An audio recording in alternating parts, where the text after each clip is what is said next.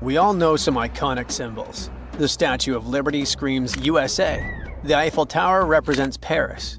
And this mask? Undoubtedly, it's Tutankhamun's, right? Sometimes it feels like historians have squeezed every last drop out of the King Tut story. But guess what? The most obvious details often slip right under our noses. Like the fact that this famous mask didn't actually belong to him, nor was it ever meant for him. Stick with me for the details. Can we get a close-up of that mask? Thanks. See those holes? Yep, they're for earrings. And no, it's not that they had anything against jewelry, but back in ancient Egypt, earrings were typically worn by high-status women or kids. Now, if you know your history, you might say, but Tut was a boy king, wasn't he? You're spot on. He began his reign at just 9 years old. Sadly, that didn't last long as he passed away at a very young age. So when he was 9, he might have worn earrings, but he probably took them off when he hit that no earrings age. Sounds reasonable, right? Actually, not quite. That would have been pretty strange since nobody expected him to pass away young. Certainly not at 9. So no one was preparing a kid's mask for a burial. It's this untimely demise that suggests that the mask used was simply the best option available when Tut passed away. There are more clues pointing to the idea that the mask was found in a hurry. Let's think about this. Even though Tut was mummified and his body could wait a bit, his loved ones wanted him to reach the afterlife ASAP. Some experts even believe the paint in the tomb was still wet when it was sealed. But look at his mask. It's a masterpiece. There's no way it was made in a rush. It's way more elaborate than other simpler cartonnage pieces.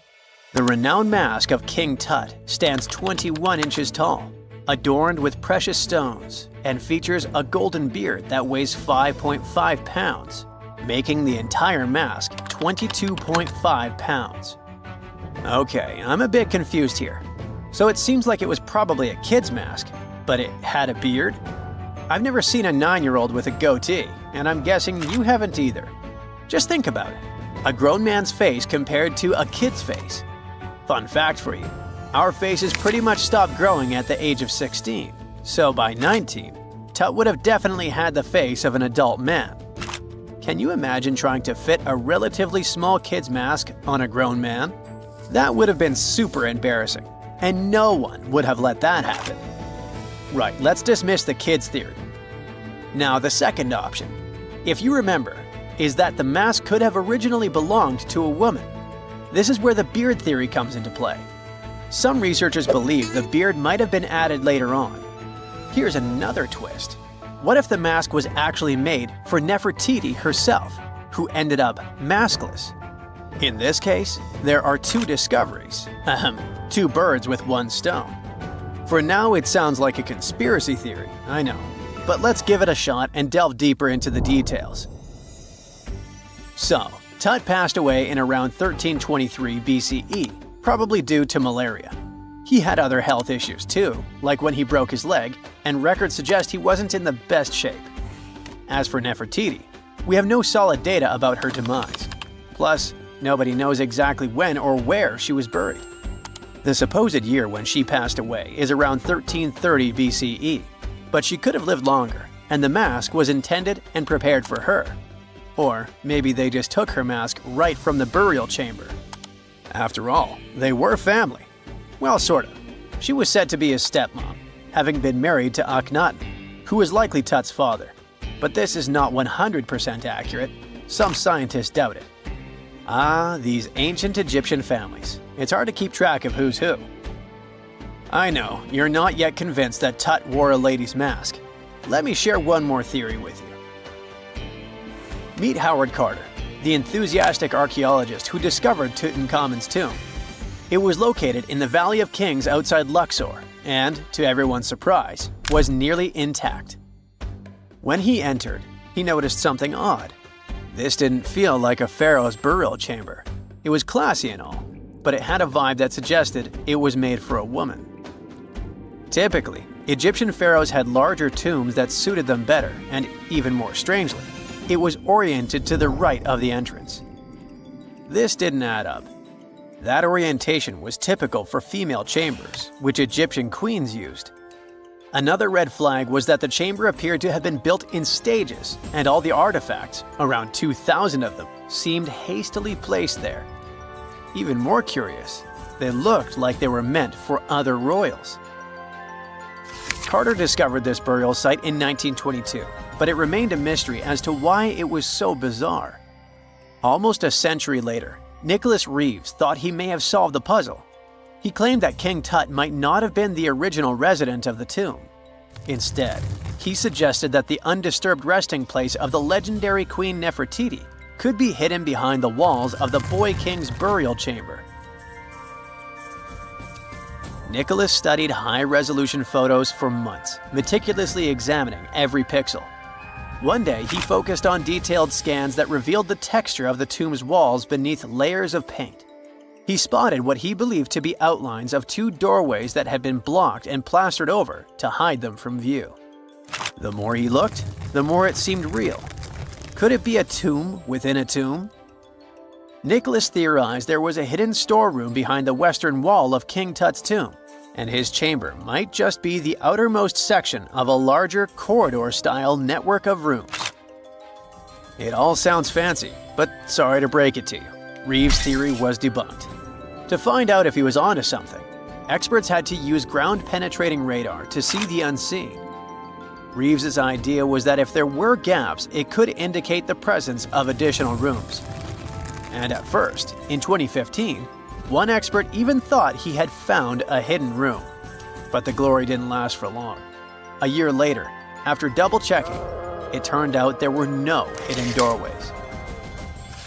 By the way, Nefertiti isn't the only legendary woman from Egypt whose burial site remains a captivating mystery. There's a cool legend about Cleopatra that you might enjoy. It's said that she once declared, "No man will ever find my tomb." Kind of fitting, right?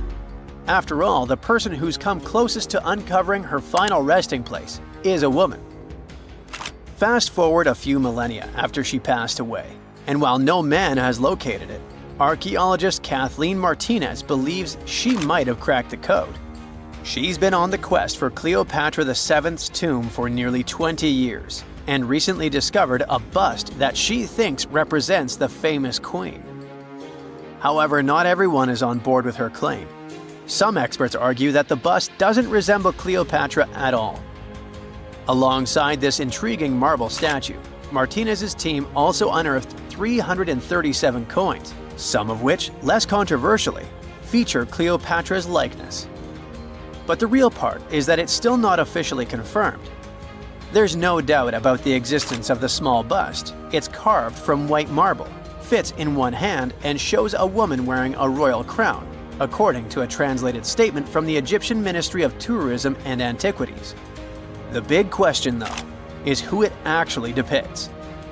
While Martinez insists this statue is a representation of Queen Cleopatra VII, many other archaeologists argue that the facial features don't match, suggesting it likely belongs to a princess instead. Sorry, I can't resist the temptation of breaking the magic for a moment. Some folks believe that the whole idea of "no man will find my tomb" is misunderstood. Even if she did say it, what she probably meant was "no living soul," and it wasn't about gender at all. It can as well be just a beautiful legend. Toodaloo! For more than 3,000 years, the gold mask of Pharaoh Tutankhamun stayed hidden in the Valley of the Kings. This artifact, which stands about 21 inches tall, shows how skilled and artistic the ancient Egyptians were. But nobody expected that X-rays would reveal its biggest secret. King Tut was the last ruler of his family during the 18th dynasty. He took the throne at just 9 years old, but ruled for only 10 years before he passed away unexpectedly. If we're being honest, back in ancient Egypt, he was mostly forgotten by the rulers who came after him. His tomb wasn't a big deal for them, so much so that even the grave robbers forgot about him. It might sound a bit sad, but the truth is that it was actually great news for us. Since his tomb was practically forgotten, it ended up being perfectly preserved. While the other tombs in the Valley of the Kings were looted, his remained sealed and untouched. So when it was discovered back in 1922, it had over 5,000 precious objects inside. That made Tutankhamun basically an instant celebrity and one of the best-known pharaohs nowadays. Among the treasures was the most stunning piece, his golden mask. This mask is said to be an exact image of the king's face, or at least it was supposed to be, but we'll get to that later. The purpose of this accurate representation of his face was to make sure that his soul would recognize him in the afterlife and return to his mummified body. In ancient Egyptian beliefs, this would allow him to continue living in the afterlife. The details of the mask clearly looked incredibly difficult to create, but people didn't realize how complex it truly was until many years later. The first X-rays of the mask were taken in 1967. Back then, the main reason for these scans was practical – conservation. The mask was heading to Paris for an exhibition, and it was the first time it had ever left Paris. This would help them keep track of any changes during the exhibit. Plus, the images could give clues about how the mask was made, but back then, they probably didn't fully realize just how complex its construction was. I mean, Egyptian goldsmiths didn't use modern soldering techniques. So, how did they make this mask? New X-rays taken in 2007 gave us some answers. It turned out the Egyptians didn't use pure gold, which is 24 carats. The mask was actually made of 23-karat gold, meaning it was mixed with another material. So specialists discovered that the gold sheets contained a small amount of copper, a reddish-brown metal. This was likely done to make the material more flexible and easier to shape. They would then shape the gold sheets by heating and hammering them over and over again. But there was one more secret inside the mask that wasn't discovered until 2015. The year before, the staff at Cairo's Egyptian Museum were working on the mask display when the long beard of the mask accidentally got knocked off. Another theory is that the beard had become loose over time and just fell off. Either way, the fact that King Tut's beard came off caused a lot of stress. After all, we're talking about one of Cairo's biggest tourist attractions, so the experts had to fix the problem quickly. The restoration process started with a detailed recording of the mask's condition. To do this, they had to take a full three-dimensional scan of the artifact. And, by accident, they found something very interesting in the mask. Inside the royal beard, there is a gold tube, an intriguing structure that the Egyptians likely used to attach the beard to the rest of the mask. And that proved, once again, that the process of making this mask was even more complex than experts thought. But the mysteries don't stop there. Remember how we mentioned that the mask was thought to perfectly represent King Tutankhamun's face? Well, that might not be entirely true. Some popular theories suggest the mask was never meant for him and was actually made for someone else.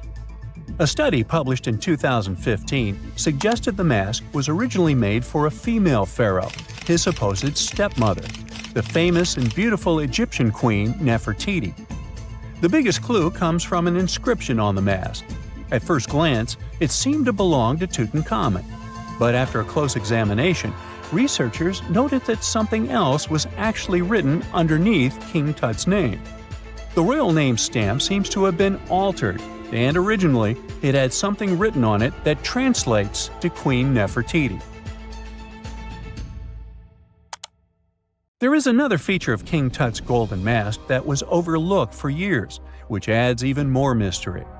As we mentioned earlier, experts believe he wasn't respected much by the pharaohs who came after him. And one of the clues that made archaeologists think this is the pierced ears on the mask. Some researchers believe that King Tutankhamun wouldn't have worn earrings after he was a kid. So, according to their theory, by the time he passed away at 18, he shouldn't have been represented with pierced ears. This could also support the idea that the mask originally belonged to Nefertiti, or maybe to someone who wasn't even connected to King Tut. But the mask isn't the only source of mystery. In fact, his whole tomb is full of puzzles. Recently, historians found a sign that the place where King Tut was supposed to be buried was changed at the last minute. For years, experts wonder why a pharaoh who ruled for 9 years ended up in such a simple tomb. When compared to the grandeur of other pharaohs' tombs, his tomb seemed, well, a bit plain. The idea that a king like Tutankhamun would have such an unremarkable resting place just doesn't match up with the power and importance he must have had in ancient Egypt. So, what happened? Well, apparently, this might have something to do with his successor, Pharaoh I. After King Tutankhamun passed away, researchers believe that I made sure to erase him from Egypt's history. So, one theory suggests that he was probably behind the quick decision to place King Tut's body in a smaller, less impressive tomb. When experts looked at I's own tomb, they found something interesting. There is a large wall covered in painted baboons. This is the same type of artwork found in Tutankhamun's tomb. It seems like the same person might have chosen the artwork for both tombs. Now, the design and decoration of the two tombs are almost identical, suggesting there was a shared hand behind both. But there is one key difference. I's tomb is fit for a king. It's much bigger and more impressive, even though the style and artwork are similar to what you see in Tutankhamun's tomb. So the theory suggests that I decided what went into both tombs. Since Tut passed away unexpectedly at a young age, his grand tomb wasn't finished in time. Normally, pharaohs start building their tombs while they're still alive to make sure everything is perfect. But Tut passed away when he was just 18, so there wasn't enough time. I may have taken advantage of the situation, ordering a smaller tomb for Tut and keeping a larger one for himself. Experts believe this theory explains why Tutankhamun's tomb is so simple and how I managed to wipe his memory from history so easily. But in the end, the story of King Tut's mask and tomb is full of mystery and intrigue. Each new discovery sheds more light on what really happened all those years ago. But one thing is for sure, the secrets of ancient Egypt still have much to reveal, and King Tutankhamun will continue to fascinate people for years to come. Unlike many other ancient Egyptian burial grounds, King Tutankhamun's tomb stayed hidden and free of unwanted thieves for 3,000 years. One reason was that the tomb was smaller than average and tucked away in a place called the Valley of the Kings. This area was already being extensively explored by the time they stumbled upon Tut's spot. The entrance was all covered in debris from building a nearby tomb, which must have also helped keep it a secret. There were also 0 writings or signs on the outside of the tomb. Time passing also played a part in keeping it in amazing shape until the 1920s, when a man named Howard Carter finally made it in. But was Carter that big of a hero? Some recent findings say he might have been sneakier than initially thought. People used to think Carter wasn't just a glorified treasure hunter, he was a true archaeologist. Before Tut, he had been on a relentless quest for Egyptian artifacts. He discovered his interest in these unusual objects when he was a child, and soon started drawing the sculptures and inscriptions that were found in ancient tombs. After stumbling upon the remains of King Tut, Carter spent a decade recording and processing all sorts of objects, like golden thrones, chariots, and statues from Tut's tomb, shipping them down the Nile to Egypt's museum in Cairo. Well, at least that was the official story. More recent discoveries claim that not all of the objects made it to Egyptian officials. A secret letter seems to uncover Carter's little 10 for them, 1 for me policy. The letter in question was sent to Sir Alan Gardiner, a philologist and friend of Carter's, dated from 1922. In these writings, Carter mentioned having found the tomb and was asking his buddy for some advice. In another letter from 1934, Gardiner seems to be thanking Carter for an amulet, which was sent to him as a thank you gift. Carter was adamant that it didn't come from Tut's tomb, but evidently it did. Even the British director of the Egyptian Museum was onto Carter's sneaky endeavors, but couldn't prove it. He compared Gardiner's amulet to others from Tut's tomb, and lo and behold, they were a perfect match. Gardiner was so disappointed to have been put in such a sticky situation that he vented to Carter in another letter. Deciding to be a good friend, Gardner didn't throw the famous archaeologist under the bus. Instead, he advised Carter to take those stolen goods back to Cairo. Just like he'd advise you to like this video and subscribe to the Brightside channel for more amazing videos on the most unique topics in history.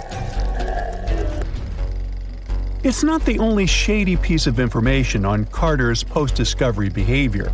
In 1947, a man named Alfred Lucas, who used to work with a controversial archaeologist, gave some information in an obscure journal in Cairo. He claimed that Carter sneakily cracked open the burial chamber door himself. Then he sealed it back up like nothing had happened before the official uncovering. Now, why would he do that? Well, the same theory suggests that Carter and his crew might have entered the tomb early so they could get their hands on some ancient goodies. Obviously, these people couldn't risk having such objects sold while they were still alive, but made sure they were auctioned off after they passed. Carter, though, never confessed to anything. He made no official denial either, but the Egyptian government couldn't risk any more mysterious disappearances, so they prohibited him from entering the tomb for a while. Some have connected this apparent stealing to the curse of King Tut. If you've never heard of it, know that it became quite the scary tale soon after King Tutankhamun's resting place was uncovered. It claimed that anyone messing with the tomb of the boy pharaoh would face some serious bad luck. It's not all dramatic like a mummy going on an aggressive spree, but word got out that the people involved in disturbing King Tut's lair met some mysterious, untimely ends. The main untimely passing related to this supposed curse is that of George Herbert, the 5th Earl of Carnarvon. He was this British aristocrat who helped fund the search for the tomb. He passed away just a year after the tomb was opened. Now, people love to call it mysterious, but it turns out that Herbert was already in pretty bad shape health-wise when he got to Cairo, and he ended up getting taken down by a regular disease. Now, let's talk numbers. There were a lot of people linked to this tomb opening – security guards, archaeologists, and supporting staff. And sure, a few of them did pass not long after the tomb started receiving visitors. As much as we'd like this curse to be true for the sake of, good storytelling, statistically, if you have a bunch of people connected to opening a tomb, you'd expect some passings just by random chance. The average lifespan for those supposedly targeted by the ancient curse was more than 20 years after the spell was supposed to kick in. Herbert's daughter even lived until the 1980s, that's half a century later. And Howard Carter himself lived until 1935, a solid 16 years after the big reveal. Some have suggested that the whole curse was nothing more than a careful PR strategy. You see, when Tut's tomb was found, Howard Carter wanted to make a priority out of keeping nosy reporters away. So he might have come up with a curse hanging over anyone entering the boy king's resting place. But what was stolen from King Tut's tomb anyway? Well, some jewelry to begin with. It might have been snatched by Howard Carter himself, according to a French specialist. He did some intensive research by looking at old pictures taken from inside the tomb back in the 1920s. He compared those images to various objects from museums and auction houses. He soon started to piece together the whereabouts of some of Tut's jewelry. First up, there's this collar that used to be on Tut's chest. It was all broken into pieces, and some parts went via Carter to the Nelson Atkins Museum in Missouri. Meanwhile, other bits ended up on a necklace owned by some unnamed people who tried to sell it in 2015 but failed. Even the Nelson Atkins Museum agrees, as they've confirmed the information on their website. Then there's a headdress piece. Some beads from it that once belonged to Tut apparently got stolen by Carter too. They were also strung into a necklace and are now being held at the St. Louis Art Museum. Another fancy collar made out of glazed ceramic magic spent some time at the Met, far away in New York. Thankfully, it was sent back to Egypt a bit over a decade ago. This seems to have been, as you'd expect by now, also stolen by Carter. Missing artifacts aside, King Tut still gave a ton of amazing objects that helped us learn more about this incredible ancient culture. starting with the famous burial mask. It's this massive 21-inch gold art piece with semi-precious stones and glass paste. It weighs 22 pounds and showcases the boy pharaoh with a long beard and a headdress with a cobra and vulture. On the back, there's this spell from an important ancient Egyptian spiritual book that's supposed to make sure it works just as well in the afterlife. Tut was also apparently a board game enthusiast. They found 4 board games in his tomb, some made of ivory. Archaeologists also found a pair of gold sandals, though you'd imagine they were more for show than for comfort. In fact, the pharaoh probably never wore them in his lifetime. Now, speaking of fashion items, it turns out Tut was quite the fancy ruler. They even found a mannequin in his tomb that was used to pick out, adjust, and store his outfits and jewelry. The boy king seemed to have also enjoyed some music, based on the 2 trumpets historians found in his tomb. Though they were played back in 1935 in a BBC broadcast, the instruments are today considered too fragile to be maneuvered. Tunnels, metro, underground systems, and even secret passageways to the houses of the rich and famous. Why else do we need tunnels, you may wonder? To hide. Many cities have underground tunnels and even underground doppelgangers. Now let's make it clear. Those passages are normally not connected, contrary to the popular rumor claiming that it was possible to get from Scotland to Turkey using underground passageways built around 5,000 years ago. I mean, it sounds insane even today. Imagine building it back in the day. These tunnels have an official name, the Erdstall Tunnels, and they were most likely built in the Middle Ages. However, we still don't have the exact information about the date. The highest concentration of those tunnels are in Bavaria, Germany, but there are many of them in Great Britain and France too. Erdstall tunnels, a unique type of earthen passage found globally, are characterized by their narrow, oval-shaped corridors and tight choke points, known as schlups, or slip-outs. Despite speculation, their purpose remains a mystery. However, some of those tunnels have fireplaces and even vents, which might mean those were used primarily for shelter. Dating back to the Middle Ages, possibly as early as the 12th century, Erdstall tunnels lack archaeological signs and historical records, so it's not a surprise that there are many rumors about their use. Some scientists are sure those were storage spaces, though their narrowness makes this impractical. Another idea is that they provided hiding spots for farmers during tribal raids. However, their single entry point raises doubts about their effectiveness in evading threats. Now, if you're feeling like Indiana Jones and want to venture into those tunnels, you're in luck. A few structures, like the Erdstall Radkobluken in Austria, welcome visitors to explore these enigmatic structures. Most of them are closed to the public eye, though. The origins of Erdstall tunnels remain largely unknown, just like their real functions. And if you think, hey, it's the 21st century here, we can study pretty much everything, well, you're wrong. What makes these tunnels hard to study are the tight confines. Traditional surveying methods often prove inadequate in such spaces. To solve this problem, scientists use a handheld device that integrates an RGB camera, a gyroscope, and high-resolution depth sensors, allowing them to capture intricate details of the tunnels. They also use modern techniques like 3D surveying in hopes of uncovering the true origins and purposes of those tunnels. One hypothesis even suggests they may have been poorly conceived dwellings, abandoned when their inadequacies became apparent. Still, not everyone quite agrees with this idea. Other theories suggest they served spiritual purposes, while the most intriguing idea speculates that those tunnels may be remnants of extraterrestrial civilizations. Experts believe they may have been used for practical matters, such as granaries or hiding spots from looters. As we don't have exact info on who built it and when, it may be pretty much anyone, even a sloth. Nope, I'm not a lunatic. Sloths can build giant tunnels. Check this out. In 2009, a farmer in southern Brazil was driving his tractor through a cornfield when it suddenly sank into the ground. he quickly discovered he had broken through the top of an underground tunnel. When researchers came to investigate, they found a tunnel around 6.5 feet high and the same 6.5 feet wide, extending about 50 feet long, right beneath the farmer's house. When they looked closer, they instantly saw deep claw marks on the walls.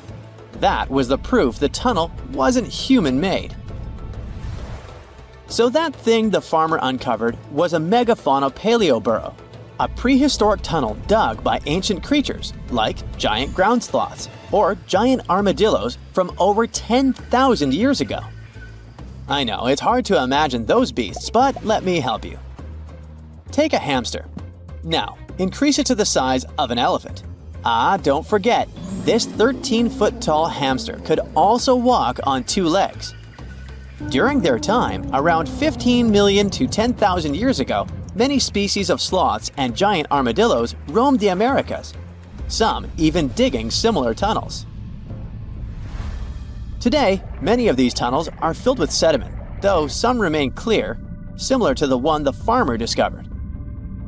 This 2009 find sparked significant interest, leading to the discovery of over 1,500 paleoburrows across southern Brazil, making it the era with the highest concentration of such sites worldwide. But no one knows exactly why there are so many of them in southern Brazil.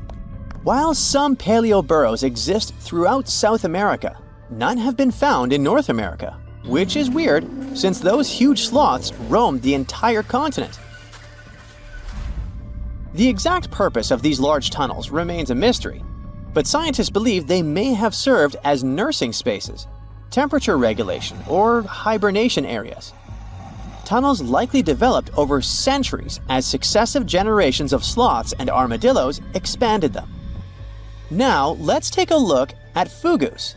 No, not the Japanese fatal delicacy, and no, not a town in New Guinea. To see them, we gotta travel to the UK. So fugus are underground structures too, but they don't look exactly like tunnels.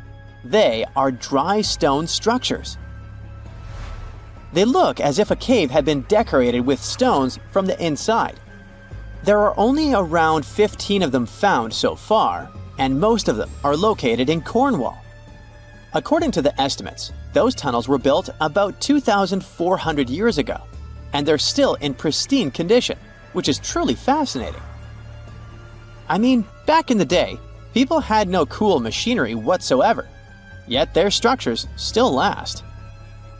And if you dare to buy an apartment today, well, chances are you won't be too happy about the quality. Going back to our fugus, there's nothing extraordinary about their supposed purpose. They could be used for spiritual purposes, as a place to hide, or a food storage. The latest application, though, is a bit weird. I guess it's not a secret for anyone that England is famous for its excessive humidity. And if you want to store your food properly, you gotta avoid the humidity at all costs. Otherwise, say welcome to mold and fungi. But ancient people weren't dull-witted at all, or they wouldn't have survived, and you and I wouldn't be around now.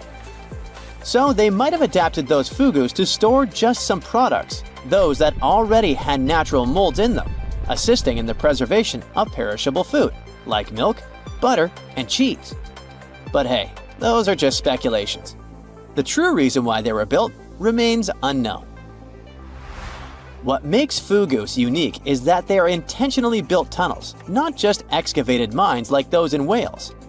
They were crafted by digging deep trenches, lining them with stone slabs, covering them with capstones, and then filling over them, all of which took significant time and effort.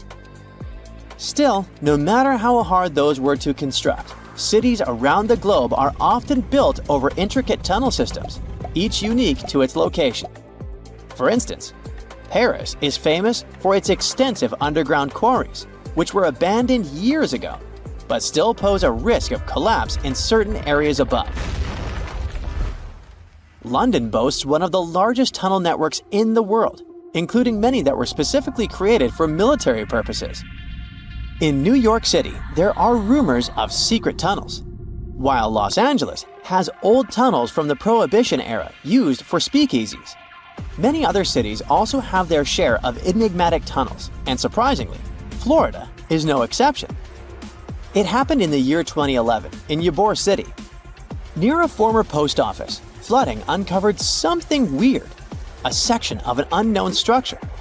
Back then, people didn't pay much attention to that, so it took another 7 years to discover something truly fascinating. This historic neighborhood was founded in the 1880s, but it remained unknown until 2018 that it also has a hidden tunnel network. We only learned of it because of renovation work. The exact purpose, of course, is unknown, but most scientists are pretty sure that they serve to connect to early gaming spots and the port of Tampa. Figuring out how extensive the tunnel network is tricky. In 2018, a historic home in Seminole Heights revealed locked doors leading to tunnels from the 1920s. One local even said he traveled through a tunnel for 20 minutes. Rumors suggest some tunnels connect to the Hillsborough River and Ybor City. Research is ongoing, but no new info has emerged yet. Whenever you hear about ancient ruins, you almost never picture them being suspended somewhere, or just randomly hanging on the branch of a tree, right? In fact, for most of the ancient artifacts we have exposed in museums all over the world, archaeologists did quite an impressive amount of digging. You see, buildings have this funny way of fading away over time if not properly taken care of. Sometimes we need to reuse some building materials, so an older construction may be sacrificed in the process. Other times, houses are abandoned, and once they are exposed to the elements on the surface, like rain or sunlight, they don't really stand a chance. Some just simply crumble away due to good old erosion. So the only way a piece of architecture can survive the test of time is if it's somehow gotten buried deep down. Now, how did they end up buried in the first place? Well, it's quite the comedy of errors. Ancient cities had a habit of gradually raising their ground level like a kid adding toppings to their ice cream sundae. You see, these settlements were always busy collecting food and building materials to keep up with their ever-growing population. But hey, who has time to deal with waste and rubbish? It wasn't exactly high on their to-do list back in the day. So when it came to building new houses, ancient civilizations found it much easier to save their sweat and tears by piling up the rubble and constructing right on top. But that's not all. Rivers would also occasionally flood and deposit a layer of sediment on the city floors, further encapsulating those ancient constructions. And in those dry regions like the desert, where the wind likes to show off its sand and dust dance moves, you can bet it was a constant struggle to keep the establishments clean. One hilarious example is the Sphinx, which had its head buried in sand until a group of archaeologists unearthed it in 1817. Some ancient towns eventually got covered up because they were completely abandoned. With less human activity to control their expansion, plant seeds couldn't resist the opportunity and sprouted all over the place. They gobbled up carbon dioxide from the air and grew, adding more and more bulk to the ground. Those cheeky roots even decided to stabilize the soil made from decaying plant matter, creating layers upon layers of earthy goodness. It's like the ultimate DIY project Mother Nature embarked on, with plants as her loyal helpers. The act of digging into the secrets of ancient civilizations is not just about unearthing a lost world. It's also an epic quest to reveal the hidden treasures beneath layers of history. But how do archaeologists know where to dig in the first place? If everything is covered in layers upon layers of sediments, debris, and plant roots, they must have some sort of system they rely on before embarking on a new project, right? For starters, they're not always the ones suggesting an archaeological dig in a certain location. Let me explain. Let's say you're a contractor and you want to build a new fancy apartment complex in your city. Some local legislations have certain requirements before your project can start, though. For instance, before anyone starts building on a piece of land, they might need to bring in specialists to check the soil. These clever folks can be archaeologists, geologists, or paleontologists, and they need to keep an eye on things during development. If any artifacts or ecofacts, fancy word for organic remnants, are discovered, these experts swoop in to excavate and study them. But what about sites that have nothing to do with bulldozers and yellow hats? Archaeologists have more than one trick up their sleeves when it comes to locating ancient hotspots. They dive deep into historic records with a healthy dose of detective work. By sniffing out old documents and maps, they can piece together the puzzle of human activity in a specific area. If a site has been visited before, it's even better. Finding records of past excavations or historical accounts can give archaeologists lots of information on where to continue their treasure hunt. Before archaeologists start swinging their shovels, they engage in a bit of a visual scan mission. Armed with a grid system, they'll stroll around the site, keeping their eyes peeled for any artifacts that might be hiding just beneath the Earth's upper layer. From groundstone tools to historic glass and even ancient garbage dumps, yes, they're also valuable. These keen-eyed explorers can spot signs of human activity faster than most people. If they stumble upon midden soil, fancy term for a garbage dump, they know for sure that humans once called this place home. Archaeologists don't just rely on their trusty shovels, though. They have an arsenal of gadgets to aid in their search for hidden wonders. Geophysical tools are like their secret weapons. Take the resistivity meter, for example. This clever contraption measures the electrical component of the soil and any buried features or artifacts. A buried wall, for instance, will create a different resistivity reading than the surrounding soil. Magnetometers and ground-penetrating radar work in similar ways, showcasing potential hints of ancient treasures in the soil. And who could forget our trusty old friend, the GPS? It helps archaeologists map out precise locations, like a high-tech treasure map, leading them straight to their pot of gold. Care to virtually visit some of the most important archaeological sites in the world? Well, follow me. In the United Kingdom, for instance, you'll find this interesting place called Stonehenge. It's one of many henges scattered around, but this one really takes the cake. Picture this: massive ancient stones standing tall and proud, arranged in a funky outer ring and an inner horseshoe, with some smaller stones thrown in for good measure. And guess what? These amazing stones have been around for over 5,000 years. Talk about a serious case of rock-solid longevity. Now, here's where it gets interesting. According to local folklore, the legendary wizard Merlin whipped out his magic wand and poof! He teleported these massive stones all the way from Ireland. Apparently, some giants had assembled them there, but Merlin decided they would look much better at their new location. Others think it's just the ruined remains of an old Roman spiritual edifice. These amazing structures were built by our Bronze Age ancestors. With their simple tools and limited tech, they managed to create this monumental masterpiece. Impressive, right? Unfortunately, there's still so much we don't know about this area. Stonehenge's initial purpose remains a mystery to this day. Sure, there are lots of theories, but scientists have yet to agree on the subject. However, we do know that it's perfectly aligned to catch the sunrise during the summer and winter solstices. The ancient city of Pompeii is an equally amazing archaeological site. Picture this: Mount Vesuvius, a notorious troublemaker, decided to throw a volcanic tantrum and completely covered this ancient Roman city. It turned it into a time capsule, located outside present-day Naples in Italy. Fast forward to the year 1748, when a bunch of adventurous explorers stumbled upon Pompeii. Lo and behold, they discovered a treasure trove of well-preserved goodies: streets, houses, food. Probably a bit stale by then. Blingy jewelry, fancy sculptures, colorful frescoes, everyday household items, and even animal and human remains. It was like an epic archaeological party. From the looks of it, Pompeii had it all. Fancy houses and villas, a massive 20,000-seat arena, cute little artisan shops, hangouts like taverns. And let's not forget the saucy spots like those luxurious bathhouses for some intense pampering. There's also the Sanctuary of Apollo, where people used to gather for their daily dose of worship.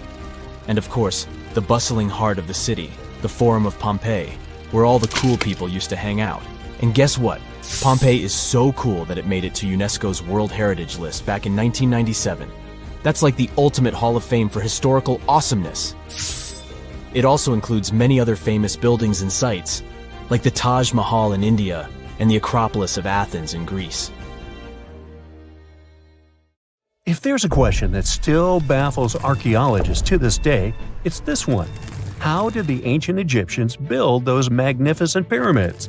As far as we know today, their resources were quite limited, especially in terms of tools and building materials. We still don't have a fully satisfying answer, but hey, we've got some pretty amazing theories worth considering. The leading contender among these theories involves the clever Egyptians employing a sneaky strategy. Now picture this. They constructed a slanted and curving mound made of bricks, earth, and sand encircling the pyramid to be. As the pyramid grew taller and taller, they simply increased the height and length of this wacky structure. It's like they were playing an ancient game of Jenga. Now, how did they get those massive stone blocks up there? Well, according to the legendary ancient Greek historian Herodotus, they used sleds, rollers, and levers. It sounds like they turned construction into a supersized game of tug-of-war. And guess what? Herodotus also claimed that the Great Pyramid, the one from Giza, the granddaddy of them all, took a whopping 20 years to build. There's more. Herodotus also dropped a mind-boggling number on us. 100,000 men were supposedly involved in this pyramid extravaganza. Did they hire the entire Egyptian population? Well, it might not be as far-fetched as it sounds. These men were probably mostly farmers, so they probably focused on the pyramids when there wasn't much work to be done in the fields. Like during the flood season of the Nile River. Obviously, specialists in the archaeological community had something to add to this theory. By the late 20th century, they discovered some evidence that suggests the workforce might have been smaller and more permanent than previously thought. Instead of a massive army of 100,000 pyramid builders, they proposed that a modest crew of around 20,000 workers, accompanied by support personnel like bakers, physicians, and even spiritual leaders, could have gotten the job done. There was also this theory that claimed that the pyramids were actually built from the top downward. It suggested that these colossal structures were nothing more than isolated hills used as quarries. The stones were supposedly drawn from these hills, and over time, competing engineers took charge and transformed them into the iconic pyramids we know today. Now, before you dismiss this theory as a wild fantasy, some folks thought it wasn't completely crazy. After all, there are instances where isolated hills exist, so maybe this theory had a tiny glimmer of truth. Whether it involved ramp building or ingenious work schedules, one thing is clear. Those pyramids have definitely left their mark on history and on our imaginations. Now, speaking of ancient Egyptian mysteries, there's this gigantic unfinished obelisk sitting in ancient Egypt, and scientists are trying to figure out how it was shaped. Now, some people suggest that our industrious ancestors used handheld pounders to get the job done. One expert has a different take on the matter, though. He argues that if we take a closer look at the pattern left behind by the shaping tool, we'll notice something peculiar. The walls of the trenches surrounding the obelisk display a neat and even pattern, which is pretty unlikely if they were pounded away by mere mortal hands. According to this expert, those horizontal striations are usually the result of a tool that takes breaks while removing material, leaving its mark on the surface. But wait, there's more. Imagine the tool being rocked back and forth against the trench walls, clearing away the waste to keep the trench from narrowing. Well, in that case, the tool might have left some funky horizontal striations where it was pressed against the sidewall. This sounds like some fancy technology at play, don't you think? And guess what? The dynastic Egyptians probably didn't have access to that kind of know-how. Another famous Egyptologist from way back also uncovered a bunch of core drills during his adventures. Although the actual drill bits are missing, his collection houses these particular core remnants made of limestone, alabaster, and even granite. These constructions aren't the only amazing thing the ancient Egyptians left behind, though. As it turns out, the Egyptians were the genius minds behind the creation of the handheld mirror. Yeah, that little mirror you use every day to check yourself out. But here's the twist. These mirrors are like pieces of art. They were decorated with inscriptions and figures. But that's not all. The Egyptians had a serious concern with their appearance. They knew the importance of personal hygiene and looking fabulous. So, in their quest for pearly whites, they invented toothbrushes and toothpaste. Dental problems were pretty common back then, and their smiles weren't exactly all white. Dentistry wasn't their strongest suit, you see. Maybe their minds were distracted by all that pyramid building. So that doesn't mean those ancient toothpaste recipes weren't amazing. One delightful concoction included rock salt, mint, dried iris petals, and pepper. Some brave dentists in the 21st century tried it out, and it worked pretty well. Ground-up ash was also used in another recipe to create a tooth cleansing paste. Mint was missing, so that didn't do much for their breath. That's when the genius Egyptians came up with the world's first breath mints. They made tablets from heated spices like cinnamon, and they mixed it with honey. Now, let's shift gears to home decor, Egyptian style. They surely took ornamentation to the next level. While the concept of decorating furniture started in Mesopotamia, the Egyptians cranked it up a notch. They went all out with different colors of ink and even developed various weights of paper. Oh, and let's not forget about those cute little area rugs we all have in our homes today. Guess who came up with the idea? Yep, the Egyptians. They used the versatile papyrus plant to make those cozy rugs.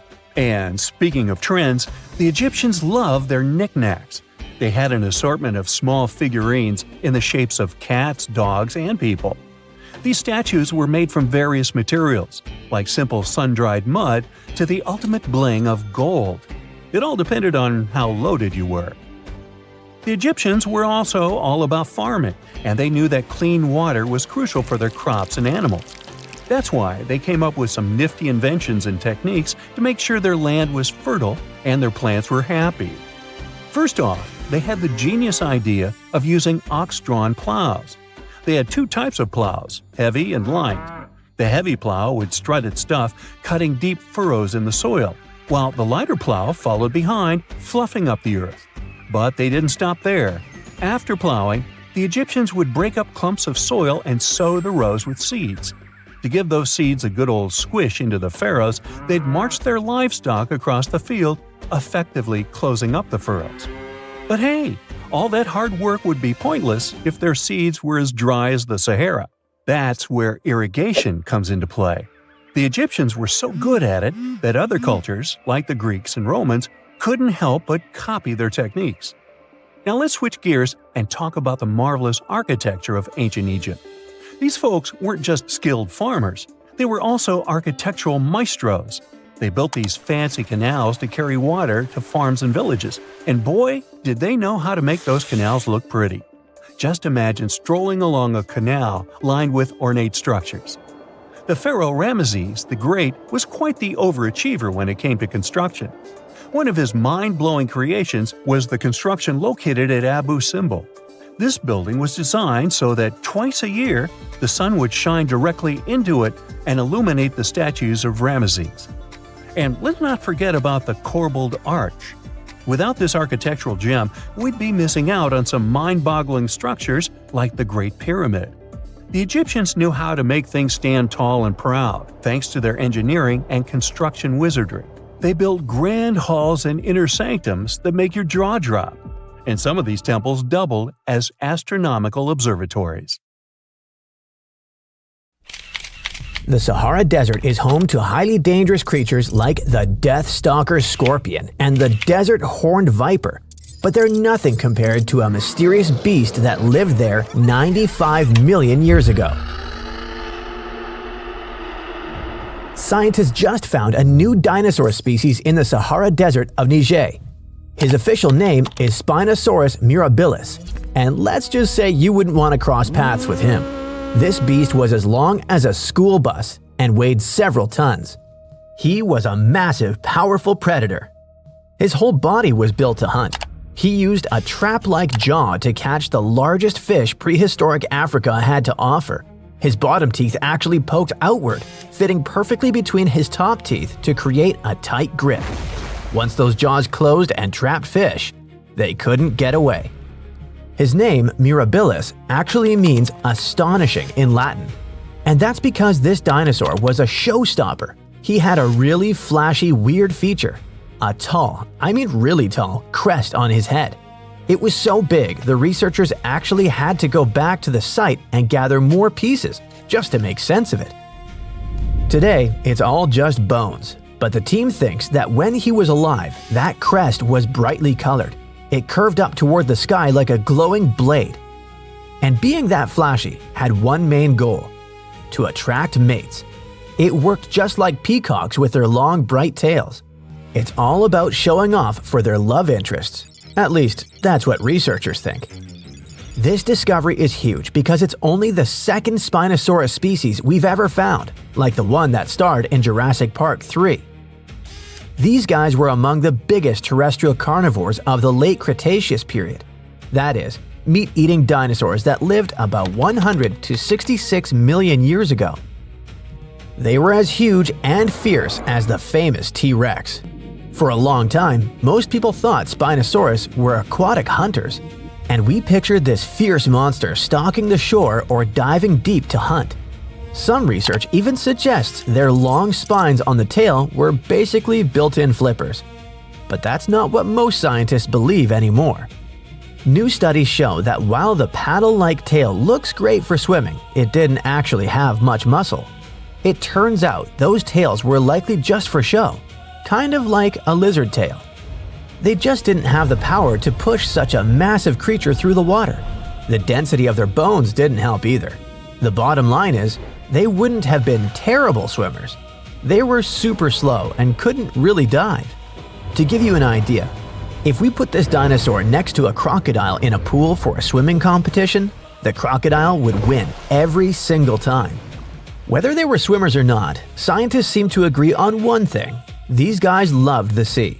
Most of their fossils were found along the North African coast, but then the Mirabilis species showed up and totally changed the game. These were found in the Sahara, where there isn't a drop of water in sight today. Back then, this spot was about 300 to 600 miles away from the nearest ocean. So what's the story here? Is this actually a Spinosaurus? Well, it sure is. And the way scientists actually tracked it down in the middle of the desert is pretty interesting. Because for over 70 years, the main clue was right there, easy to find, but everyone missed it. Back in the 1950s, some French geologists were out in the desert looking for uranium. While they were searching, they stumbled upon these massive bones poking out of the sand at a place called Gadufawa. Nearby at another spot called Acarazeras, a geologist named Hugues Faure found a different fossil site. He found teeth that looked a lot like the ones from a Carcharodontosaurus, which was a massive carnivorous dinosaur. He wrote down one single line about it in his notes, and that was basically it. For some reason that nobody can explain, those notes just sat there. No one took them seriously or even bothered to go back to that site for decades. It wasn't until 2019 that a team led by Paul Sereno from the University of Chicago decided to finally follow that old lead. They basically turned it into a high-stakes treasure hunt. They headed out there, and a local Tuareg man led Sereno's team on motorbikes deep into the Sahara.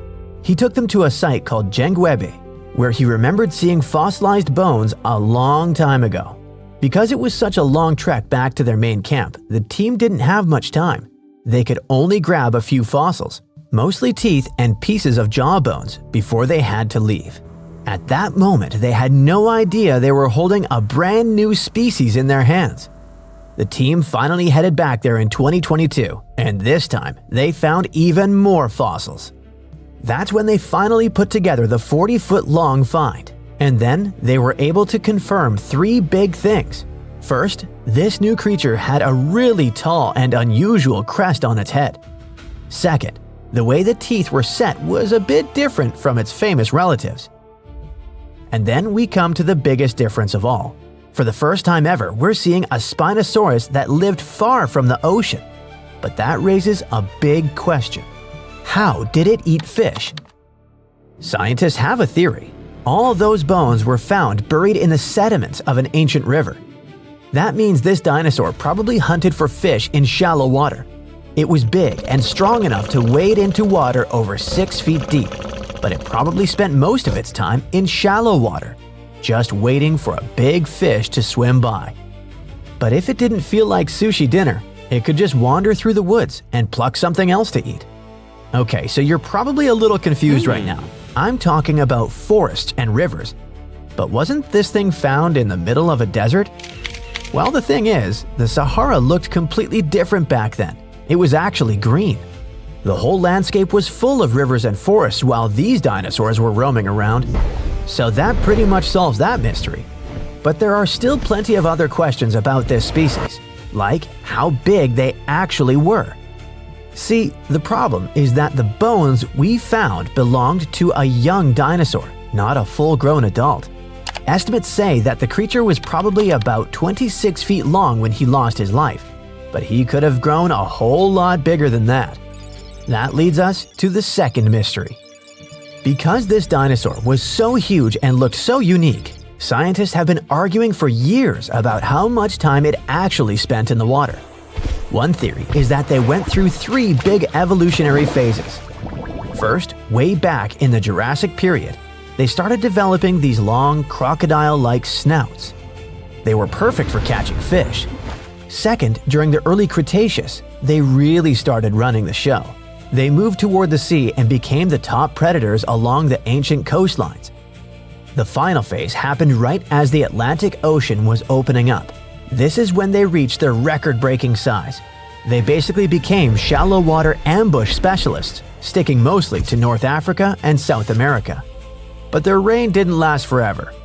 Around 95 million years ago, there were abrupt changes in the climate and the sea levels increased a lot.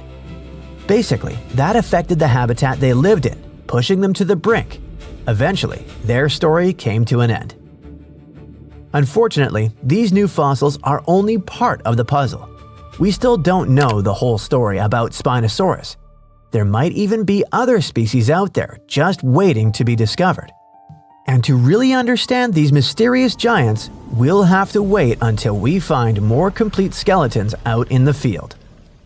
Recently, mysterious oceans have yielded quite a few lost treasures. No, we're not talking about gold or pearls. It's something far more valuable. Near Sicily, divers found a 2,500-year-old shipwreck hidden just 20 feet below the surface. It's so ancient that experts aren't sure what it was made of. That takes us all the way back to the time full of political intrigue, conflict, shipbuilding, and discovery. But first, wait. The remains of the boat were only 20 feet below the surface? That's not deep at all. Almost every amateur diver could reach that depth. How could it stay hidden for 25 centuries? Well, the ship wasn't sitting out in the open like some movie prop. Over time, storms and shifting currents buried it under layers of sand and rock, disguising it as just another lump of seabed to anyone swimming above. The only reason it was discovered was the high-end scanning technology. Researchers basically played high-tech hide-and-seek using sonar to pick up straight lines and patterns that the sand had been hiding for centuries. The ship dates back to the 5th or 6th century BCE. Now back then, Sicily wasn't just an island known for Europe's tallest volcano, Mount Etna. It was one of the most important places in the Old World. Back then, the Mediterranean was the world's superhighway, and Sicily was the toll booth. The Greeks came in from the east, building colonies all along the coast. The Carthaginians pushed in from the west, fresh out of North Africa. Cities like Syracuse became powerful, while Carthage backed its own rival towns. This led to plenty of standoffs, alliances, and even some naval battles, since controlling Sicily meant controlling trade routes. Back then, trade was everything: olive oil, wine, fancy ceramics, and metals. The Greeks and Carthaginians were competing for about 350 years. The mystery of the sunken ship only deepens. Was it a warship, a trader, or something else entirely? We don't know who built it or what the cargo was. Archaeologists aren't even sure what type of wood it was built from. That's how fragile and degraded it is. What they do know is that the hull was built using a super rare on-shell technique. Normally, ships start with a frame and then planks go on top. But not this one. The builders joined the planks edge to edge first, like a giant wooden puzzle, and added the ribs for support afterward. This method was only used for a short period in Greek shipbuilding, which makes the Sicily wreck an incredibly rare glimpse into some cool naval experimentation, which might also point to the ship's origin. But that's not the only thing. Divers also found several anchors nearby. 2 of them were iron anchors shaped like upside-down T's, which probably came from the 7th century CE, more than 1,000 years after the ship had sunk. This means that there is still more to uncover. The ship isn't some random lucky find. It's part of something called the Kawakana Project. It's a long-running digging into Sicily's underwater past that's been going on since 2017. The mystery ship might be the biggest catch so far, but the team is going on expeditions every year, discovering something new and significant. However, that's not the whole story. We have 3 more recent findings worth discussing. First up, let's head west across the Mediterranean to Spain, where an almost identical story played out. Off the coast of Murcia, archaeologists pulled out something incredible, a 2,600-year-old Phoenician ship called Marzaron II. Divers actually spotted it back in the 1990s, but instead of lifting it right away, the team decided to let it stay in place. Archaeologists often prefer to leave wrecks like that if they're stable and protected. Better to have an old shelf stable than to crumble it by moving it. Well, that worked until last year, when the sand started shifting, leaving the wreck exposed to waves, current, and decay. That's when archaeologists gave up and carefully lifted it plank by plank, like uncovering a dinosaur skeleton, only to piece it back together. However, here's the important part. Unlike most similarly old wrecks that crumble into pieces, Marzaron II is remarkably well preserved from bow to stern. The Phoenicians who built it were legendary sailors and traders. Long before Rome, these folks were cruising around the Mediterranean bringing cedar wood from Lebanon. They also traded glassware, wine, olive oil, and their priciest item, purple dye. It was so expensive that only the rich could get their hands on it. They might have been the first to use the North Star for sailing, letting them cross waters that others were too scared to sail. Now, let's jump continents to Africa, off the coast of Kenya. Here, archaeologists may have uncovered a wreck tied to one of history's most famous explorers, Vasco da Gama, a Portuguese sailor who, in 1498, became the first European to reach India by sea. That single trip opened the direct spice trade route between Europe and Asia, making Portugal rich and powerful. The ship in question is believed to be the São Jorge, part of Vasco da Gama's famous final voyage. Records say it sank off the Kenyan coast during a storm, and the wreck divers found under coral reefs seems to be of the right era. If confirmed, it could be one of only 8 Portuguese ships from that time still resting in the Indian Ocean. It's like stumbling across one of the missing chapters of a book about the age of exploration. Unlike the Spanish wreck, this one hasn't been lifted out of the water. It's still lying there. Instead of hauling it up, they want to make the wreck a museum for divers. Sounds pretty awesome. That's the stuff that inspires you to pursue this hobby. If you think these finds only happen to professional archaeologists, well, you're wrong. Because the next discovery wasn't made by a team with advanced sonars and stuff. Nope, it was made by a dad and his 5-year-old daughter on a simple fishing trip in Wisconsin. What they found might be the George L. Newman, a wooden schooner that had been lost since 1871. That year, the ship ran aground in heavy smoke from the Peshtigo fire in Wisconsin, the deadliest wildfire in history. But it happened on the same day as the more famous Chicago fire, so we didn't hear about it. Anyway, for more than 150 years, everyone assumed the Newman had been lost forever. But moving sands revealed the remains right there beneath the shallow waters of Lake Michigan.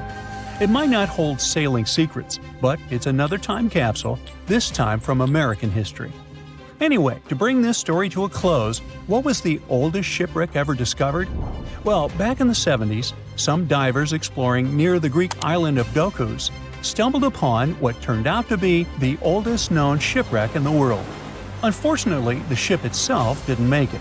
Everything made of wood, like the hull, as well as ropes, was long gone. But what remained was cargo. The seabed was scattered with hundreds of clay pots, vases, and other ceramic pieces, all from around 2700 to 2200 BCE. This era is known as the Early Helletic period, a time when pyramids in Egypt were still under construction. Along with the ceramics, archaeologists found stone anchors and millstones. That's some of the first proof humans were trading by sea. So even though the Dokos wreck doesn't have intact planks or masts, it shows us something bigger. Humans were sailing and trading far earlier than many once believed. It's not treasure in the pirate sense, but in terms of history, it's priceless. In the end, it turns out the ocean is basically one giant storage unit for human history. Unlike what you can find underground, you know that there's a tragic story behind a ship sinking. These wrecks could tell us how people lived, traded, and traveled. And the best part? With today's underwater robots and scanning gear, we can explore the ocean in ways divers alone never could. There could be fleets of forgotten ships down there, each with a different tale about the civilization it came from. In 1925, a British explorer named Percy Fawcett stepped into the Amazon rainforest and never stepped back out. He brought his son, Jack, and his son's best friend, Raleigh. The three of them were chasing a legend, a hidden city Fawcett called Z. They were never seen again. Nobody managed to find their camp nor their bodies. Just one of the most famous disappearances in the history of exploration. For about 100 years, Z stayed exactly what it sounded like, a myth. Most scientists assumed the Amazon simply couldn't have hidden a real civilization. And the reasons for that were numerous. The soil was too poor to sustain large numbers of people. The floods came too often, plus the area is full of diseases. Think of all the exotic mosquitoes and other dangerous creatures that can end a human life with one seemingly innocent bite. With all of that stacked against them, it seemed obvious that nothing more than small, scattered communities could ever have survived under that canopy. But that assumption just collapsed, all thanks to one smart laser system. Researchers have started flying drones equipped with LiDAR, short for light detection and ranging, over the Amazon. LiDAR fires millions of laser pulses at the ground and measures what bounces back, which lets scientists digitally strip away leaves, branches, and entire trees from the data. What's left is the bare earth underneath.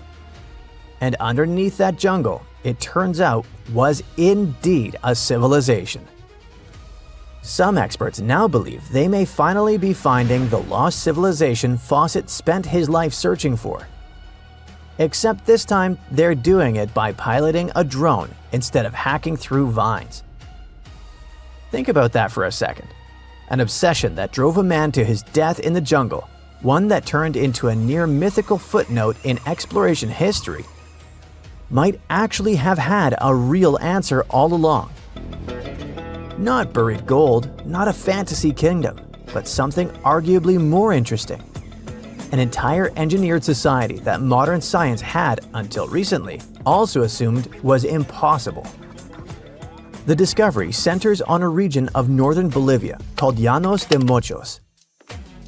Long before Europeans arrived, this area was home to a culture archaeologists call the Casarabe, who thrived there from roughly 500 to 1400 CE. What the LiDAR scans revealed wasn't just one settlement, it was more of a layered network. The Casarabe built 4 different tiers of towns, ranging from small outposts to massive regional hubs. The biggest of these primary settlements covered close to 200 square miles. To get the perspective, it's about the size of Atlanta, Georgia. Zoom out further and the full network of causeways, canals, reservoirs, and farmland sprawls across nearly 1,730 square miles, bigger than the state of Rhode Island. Inside that footprint stood canonical pyramids climbing about 65 feet into the sky, along with massive U-shaped ceremonial platforms and open plazas that likely once hosted gatherings, rituals, or trade. In sheer scale, these structures are said to rival the famous Tiwanaku civilization of the Andes, one of the great powerhouse cultures of pre-Columbian South America. To put that in perspective, this wasn't a village with a few mud huts and a fence around it. This was infrastructure on a level that took real planning, real labor, and real long-term coordination to pull off. But here's where it gets genuinely strange. Compared to what most of us picture when we hear ancient city. There's no dense downtown core, no tightly packed grid of streets the way you'd find in, say, ancient Rome or Tenochtitlan. Instead, the Kasarabe spread themselves out across the landscape, yet they were all stitched together by shared infrastructure, especially elaborate water management systems. Specialists describe the whole layout as clearly planned and coordinated, designed not just as living space, but as a way to connect an entire regional population. Strikingly, similar urban logic shows up at ancient Maya cities in Central America and at Angkor in Cambodia, suggesting this spread out but connected model of city building might be far more common in history than we ever assumed. So how did a society manage to thrive in a place written off as too hostile to support one? The answer is almost the opposite of survival. It's engineering. Rather than being limited by their environment, the Kasarabe re-engineered it. They invented something known as Amazonian dark earth, a custom-made, fertile soil produced by mixing charcoal, bone, and organic waste into the rainforest's naturally weak ground. Over centuries, this transformed unusable land into farmland capable of feeding large, settled populations. They didn't stop there. The Kasarabe reclaimed vast stretches of seasonally flooded grassland, building raised and drained agricultural fields that could be farmed reliably instead of being swallowed by water every rainy season. They dug extensive drainage canals and grew staple crops like maize at a scale nobody expected from people once dismissed as primitive rainforest dwellers. The Amazon, far from being a wilderness that people simply endured, was something they actively reshaped to their advantage, turning a supposed obstacle into the very foundation their society was built on. If Llanos de Mojos were an isolated case, it might be written off as a fluke. It isn't. Similar LiDAR surveys in Ecuador's Opano Valley have revealed thousands of ancient structures linked by organized road networks. Researchers have also turned up ceremonial earthworks and geometric enclosures across Colombia, Peru, and Brazil. Across the entire Amazon basin, the same story keeps repeating. What looked like empty jungle from the ground turns out to be a heavily engineered, densely populated landscape from above. While satellites and drones are rewriting the science from the sky, there are also people willing to walk straight into the jungle and check the data by hand. Much like Fawcett once did, just with considerably better tools. A team of researchers spotted unusual LiDAR imagery from the Amazon and became convinced it showed the remains of an undiscovered civilization. After raising funds to support an expedition, they spent 2 weeks trekking through the dense jungle, surviving partly on piranha they had caught by hand, in heat indexes pushing 115 degrees Fahrenheit. Progress was painfully slow. Take a step, cut through the brush, take another step, cut more brush, over and over, for miles.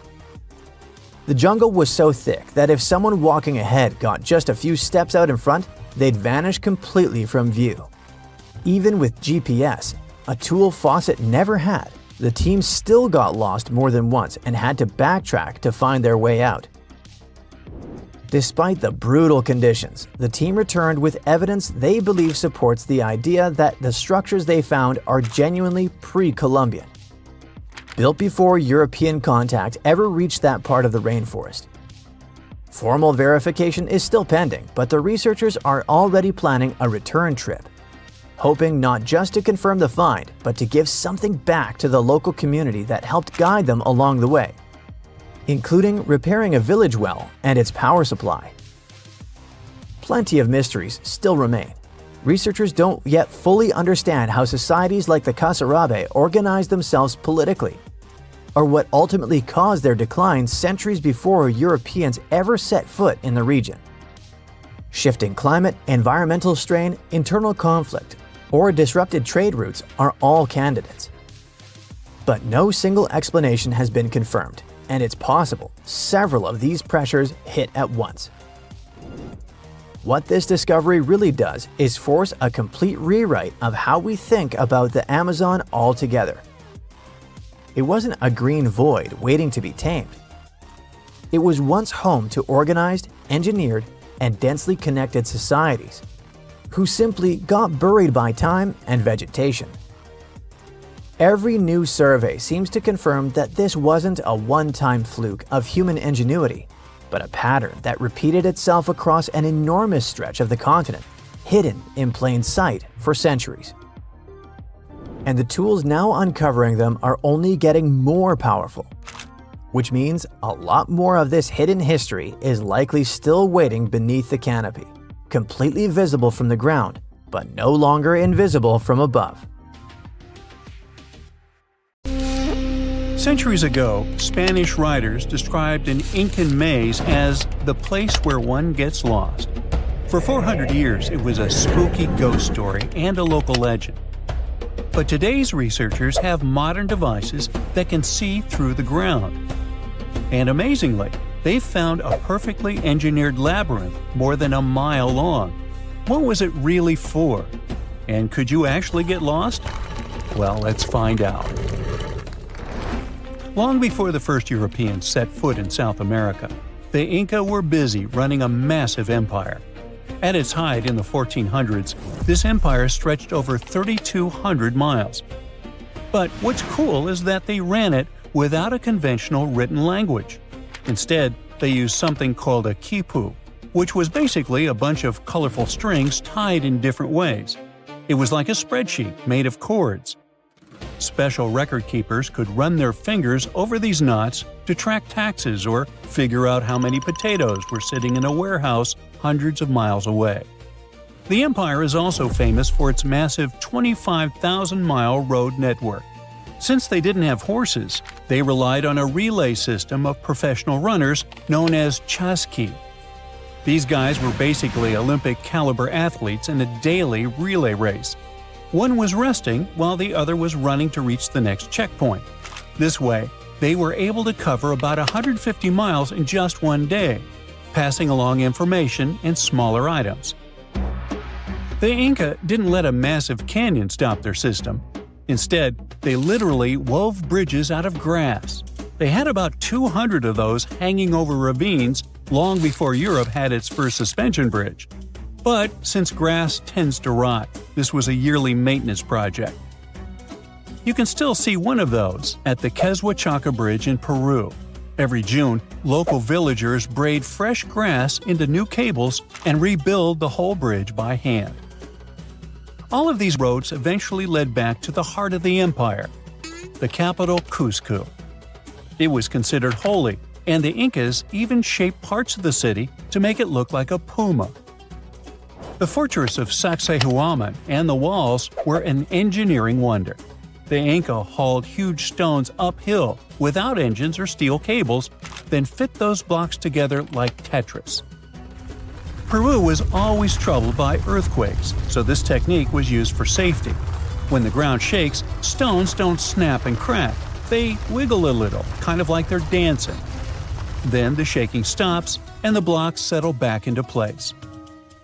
That's why ancient Inca walls are still standing, while modern brick buildings nearby have fallen apart. For centuries, people kept talking about the possibility of a hidden underground root system beneath the city.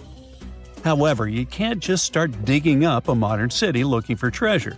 That's why researchers use the high-tech X-ray vision, ground-penetrating radar to spot empty space, plus sound surveys to double-check. The data shows a connected underground network stretching almost 1.5 miles. One end sits under the Coricancha, the Temple of the Sun, once famous for its walls covered in sheets of gold. The other end points straight toward Sacsayhuaman. That's a direct secret link between the city's holiest altar and its strongest fort. These tunnels are not crawl spaces. The scans estimate passages around 8 to 9 feet wide and about 5 feet tall, big enough for people to walk through. That size shows they were made to be regularly used. Researchers think the Inca built them with a cut-and-cover method. They dug a long, shallow trench, lined it with stone walls, laid stone slabs across the top, then filled it back in and rebuilt the street above. That kept the route hidden in plain sight. And it didn't get crushed because it wasn't deep. The tunnels are only about 6 to 10 feet below ground, so the weight above isn't enough to cave in a stone roof. The sidewalls hold back the earth, and fitted stones help the structure survive shaking. That same earthquake dancing logic applies underground too. The stones can shift slightly without snapping. Underground, there's no natural light. Every turn looks the same. Add branches, darkness, and echoes, and you can lose direction fast without a guide. Local stories say entrances were sealed, partly because people kept getting lost, especially those going in looking for treasure and not coming back out. One of the most famous legends in Cusco is about a man who supposedly found an open entrance centuries ago. The story goes that he spent weeks lost in the pitch black before finally climbing out of a hole near the Sun Temple. He supposedly emerged clutching a solid gold ear of corn, then passed away on the spot. Ah, the irony. While researchers haven't found any gold corn yet, the radar proves that a route matching that legend is real. The Inca were obsessed with precision. You can see it right on a stone wall in Cusco at the famous 12-angled stone. It's a single block carved with 12 precise sides, cut so perfectly that it locks into the surrounding stones without any mortar. There is no cement and no glue. It fits so snugly that you cannot even slide a needle into the cracks.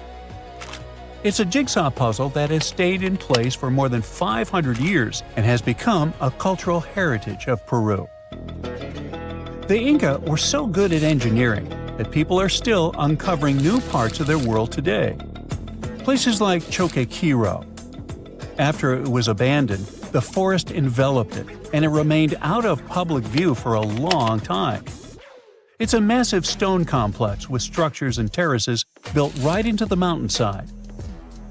But the idea of hiding infrastructure in plain sight wasn't unique. Ancient groups all over the world had the same idea. In Turkey, there's a place called Derinkuyu. It's like a massive underground city built upside down into the earth. It goes nearly 300 feet deep. People carved the whole thing into volcanic rock. It had schools and kitchens. Archaeologists estimate that 20,000 people could disappear into this hole and live there for months. The builders made massive stone wheels to act as doors that could only be opened from the inside. Derinkuyu is just one node in a massive network. The entire region is practically hollow. You could drop into a hole in one valley, walk underground for hours, and pop out in a completely different city. Some reports claim it could even filter smoke, so the surface looked totally undisturbed. In northern France, there's Naur, a hidden settlement dug beneath farmland. From above, it looked like nothing. Below ground, it was like a human ant colony with 300 rooms. It started as a mine, but turned into a secret bunker with stables, kitchens, and chapels. People carved names and dates into the walls, and you can still read them today. Over in Poland, we have the Wlejliczka salt mine. It's like a never-ending hole straight out of a fantasy novel. The work began in the 13th century, and for 700 years, while digging for salt, miners created an entire subterranean kingdom. Because the job was terrifying, they built holy spaces to pray for safety without ever seeing the sun. The complex goes on for 170 miles and reached depths of 1,000 feet. But the really crazy part isn't the scale, it's the architecture. They carved 4 entire chapels, statues, and even a massive ballroom directly out of the salt rock. The most famous one, the Chapel of St. Kinga, is basically an underground cathedral where chandeliers are made of salt crystals. These tunnels show how resourceful and creative architects were, even without technology and proper tools. The Inca are a great example. They created buildings to outlast time and withstand earthquakes. In Turkey and France, building down was about survival. In Cusco, it was about a private commute. The tunnels are walkable and feel closer to a modern underground passage. Maybe they built them just because they could. Or maybe the Sapa Inca, the emperor, needed a shortcut or really hated socializing.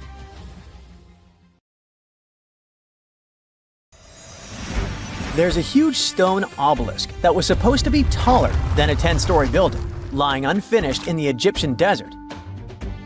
That's the obelisk of Aswan, and it looks like it was made using the same technique as Machu Picchu, thousands of miles away. The plan of its creators was to build the largest and heaviest single stone monument the Egyptians ever created. But something interrupted their plans. Over 3,500 years ago, workers began carving this obelisk directly from the solid granite bedrock. They had nothing but simple copper tools and wooden wedges. They had to be extremely precise because obelisks were important symbols of Pharaoh's power and their connection to the deities. The most common version is that Queen Hatshepsut, one of Egypt's greatest rulers, ordered this enormous obelisk to be made. Though some experts think it may have been meant for Pharaoh Thutmose I. If it had been completed, it would have stood 137 feet tall and weighed nearly 1,200 tons, as heavy as 200 elephants. Its surface has smooth, hollowed-out sections that seem as if someone had dug out the granite, just like ice cream. Researchers called this effect scooping, but how it was done is still a mystery.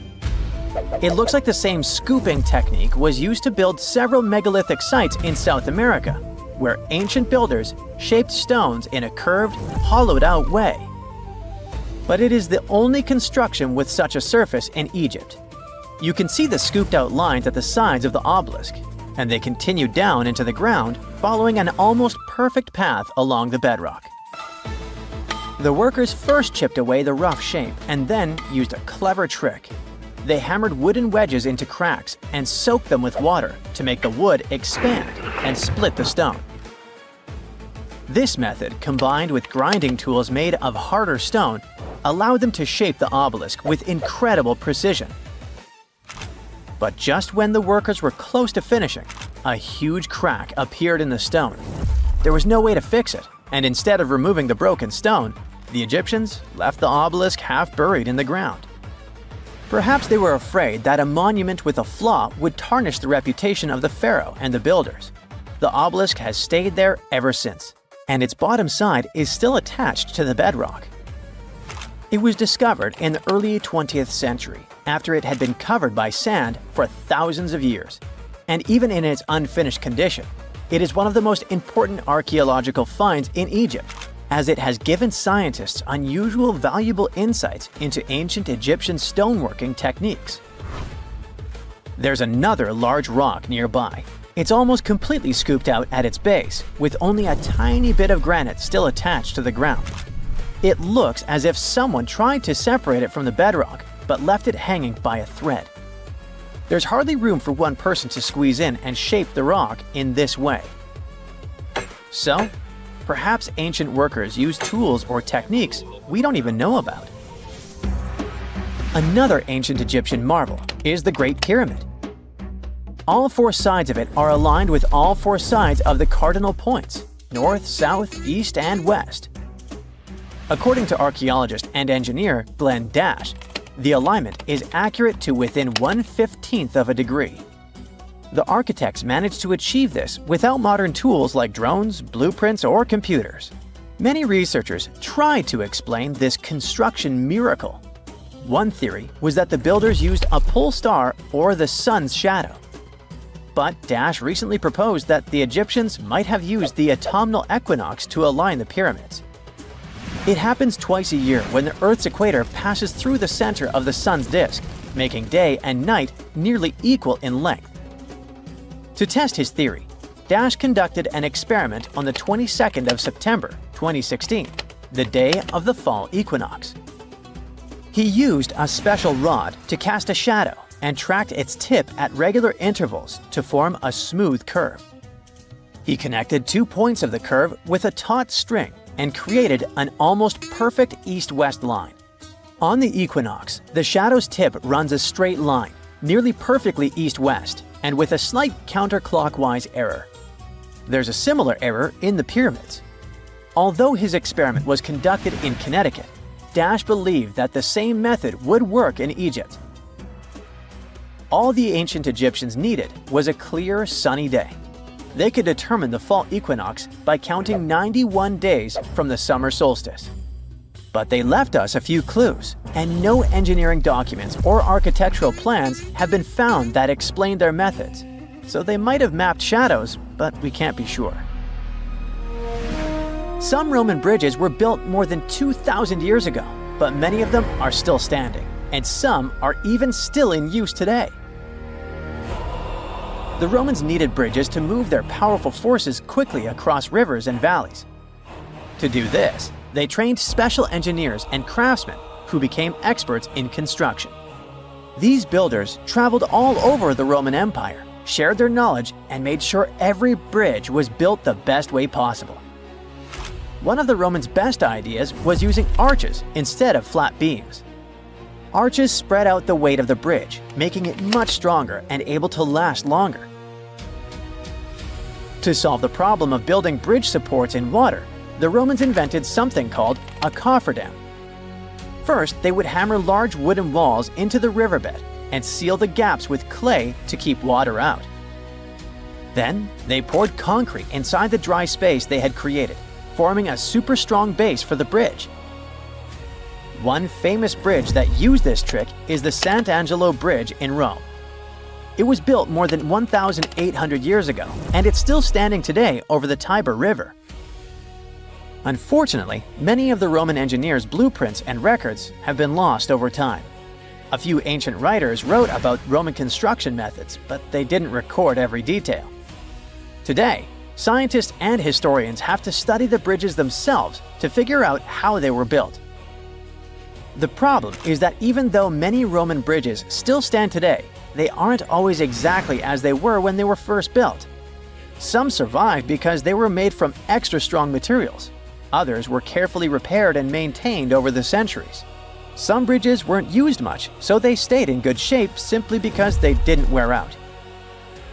Even when modern engineers study these bridges, they know that some parts have been rebuilt or restored many times.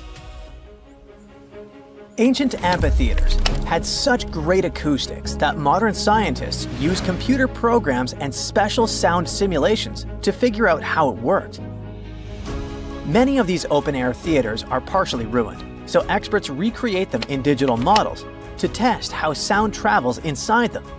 But some ancient theaters, like the famous theater of Epidaurus in Greece, are still so well preserved that scientists can measure the sound in real life. The acoustics there is so perfect that you can hear someone speaking on stage clearly, even from the very top row.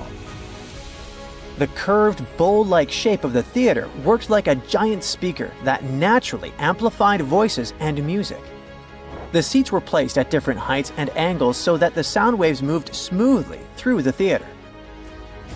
Hard materials like marble and stone were great at bouncing sound waves across the theater, so voices and music were louder and clearer. But too much echo would make words hard to understand, so ancient architects used soft materials like curtains, carpet, and even special awnings to absorb extra sound waves and keep the acoustics perfect. One of the largest and most famous Roman amphitheaters, the Colosseum in Rome, had a huge retractable awning that could be pulled across the top to block out the sun and also reduce excess echoes, making sure the audience could hear every word and sound without distortion. Where an amphitheater was built also helped with sound. Many ancient theaters were designed facing east to west, so during afternoon performances, the actors and musicians were bathed in natural sunlight. You may think we know the pyramids of Giza. 3 giant pyramids, 1 massive sphinx, and endless desert around them. And then researchers go and find something totally unexpected. Another sphinx buried under the sand. A team of Italian scientists believe this structure could be hidden beneath the Giza Plateau. And they also think the entire area may have a huge underground complex stretching beneath the pyramids themselves. This discovery started with radar scans and satellite images. Researchers studied the layout of the Giza Plateau very carefully. The Great Pyramid, the Pyramid of Khafre, and the Pyramid of Menkaure, and the famous Sphinx. That's when they noticed something strange. The lines connecting the pyramids and the Sphinx seemed to point toward another raised area nearby. That mound is huge, around 108 feet tall. That's the height of a 10-story building. It seems to be made mostly of hardened sand, and it's important because carving a giant structure into bedrock would be much harder.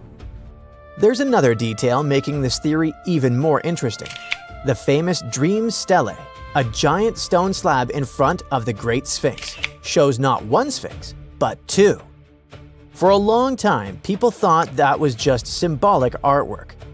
But what if it shows something real? The idea is that ancient builders created two giant guardian statues, but one of them later disappeared under layers of sand. Researchers say that the geometry of the site makes this theory difficult to ignore. The alignment between the pyramids, the visible sphinx, and the hidden mound appears unusually precise. The patterns just line up too well to look random. Even if there's no second sphinx, it could point to hidden chambers, tunnels, or even an underground citadel. Right now, though, this is still a theory. No one has excavated the site yet, and many archaeologists remain skeptical. But the scans, the shapes underground, and the strange alignment patterns make people consider this idea seriously. Besides, the story gets even stranger. Ancient carvings near the Great Sphinx describe a bizarre moment from the life of Prince Thutmose IV. According to the inscriptions, the young prince fell asleep in the shadow of the Sphinx while it was still buried in sand. Then, in a dream, the giant statue supposedly spoke to him and promised him the throne of Egypt. But only if he cleared the sand away and uncovered it. That story was carved into stone thousands of years ago. Could it contain clues we've missed for centuries? To get more data, the team scanned the ground beneath the Great Sphinx, the nearby pyramids, and the area that connects the Sphinx to the Pyramid of Khafre, the second largest pyramid at Giza. And according to the scans, strange structures may exist deep underground. Vertical shafts, long horizontal tunnels, and branching passageways. Researchers think that some of these formations connect into a massive underground network stretching below the pyramids and the Sphinx. The coolest thing is that the underground patterns seem to be symmetrical. The hidden structures beneath the area mirror each other almost perfectly. That symmetry is one of the main reasons the researchers think this isn't some random geology. The theory itself didn't appear out of nowhere either. More than 10 years ago, Egyptologist Bassam el-Shamma also suggested that once a second Sphinx could have existed. He based this idea on ancient Egyptian records and myths describing lightning striking the Sphinx. He thought that those stories could actually refer to a real monument that no longer existed. It could vanish because of time, weather, or even ancient beliefs. Most Egyptologists don't accept this idea, and only a small group of people support it. After all, no excavations have confirmed the existence of a hidden Sphinx or underground city. But the radar scans, the underground patterns and ancient carvings, and the strange symmetry beneath Giza might mean that we still have no idea what's really buried under the pyramids. At this point, researchers are still waiting for permission from Egyptian authorities to study the mysterious mound more closely. At least we know much more about the Great Sphinx of Giza, one of the oldest and most mysterious monuments on Earth. The statue is gigantic. From its front paws to its tail, it's about 240 feet long, almost the length of a football field. It rises around 66 feet, about as tall as a 6-story building, and at its widest point, the body reaches over 60 feet across. To construct it, ancient builders didn't move giant blocks into place like they did with the pyramids. They actually cut the Sphinx straight out of the rock beneath the desert's surface. Over the centuries, wind, sand, and humidity slowly damaged the monument. Large parts of the Sphinx had to be repaired again and again. Workers added layers of limestone blocks around the base to stop the structure from crumbling. And then there's the missing nose, probably the most famous mystery. A lot of people believe Napoleon's soldiers blasted it off with cannons during the French campaign in Egypt. But that story isn't true. Drawings from before Napoleon even arrived already show the Sphinx without its nose. Interestingly, researchers who studied the face found marks suggesting someone deliberately broke the nose off with the help of such tools as rods or chisels. But nobody knows exactly who did it or why. Now, most people call the statue the Sphinx, but technically, that's not even correct. The creature from Greek mythology had the body of a lion, the head of a woman, and wings. But the one in Egypt looks different. It has a lion's body, a human head, and no wings at all. So technically, it belongs to a totally different category. Even its name changed over time. Ancient Egyptians didn't originally call it the Great Sphinx. Thousands of years ago, people linked it to powerful deities connected to the sun and the horizon. Later civilizations gave it completely different names, so the monument kept changing identities with time. Nobody truly knows who built it. A lot of experts believe Pharaoh Khafre ordered its construction around 2500 BCE because his pyramid and temples are nearby. Plus, the face of the Sphinx looks similar to the statues of him. But there's a problem. No inscription directly says he built it, so other researchers think someone else created it. Plus, archaeologists have found something else that makes the story even stranger. Near the Sphinx, they've uncovered abandoned tools, stone blocks, and even unfinished meals left behind by workers. It looked like people suddenly stopped working and walked away in a hurry. The workers themselves weren't starving slaves like many people imagine. Excavations showed they ate high-quality meat, beef, sheep, and goat.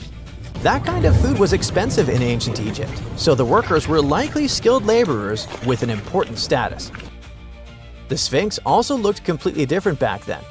Today, it has this faded sandy color, but thousands of years ago, it may have been covered in bright paint. Researchers found traces of red on its face and hints of blue and yellow on its headdress. Sadly, even restoration works may cause damage.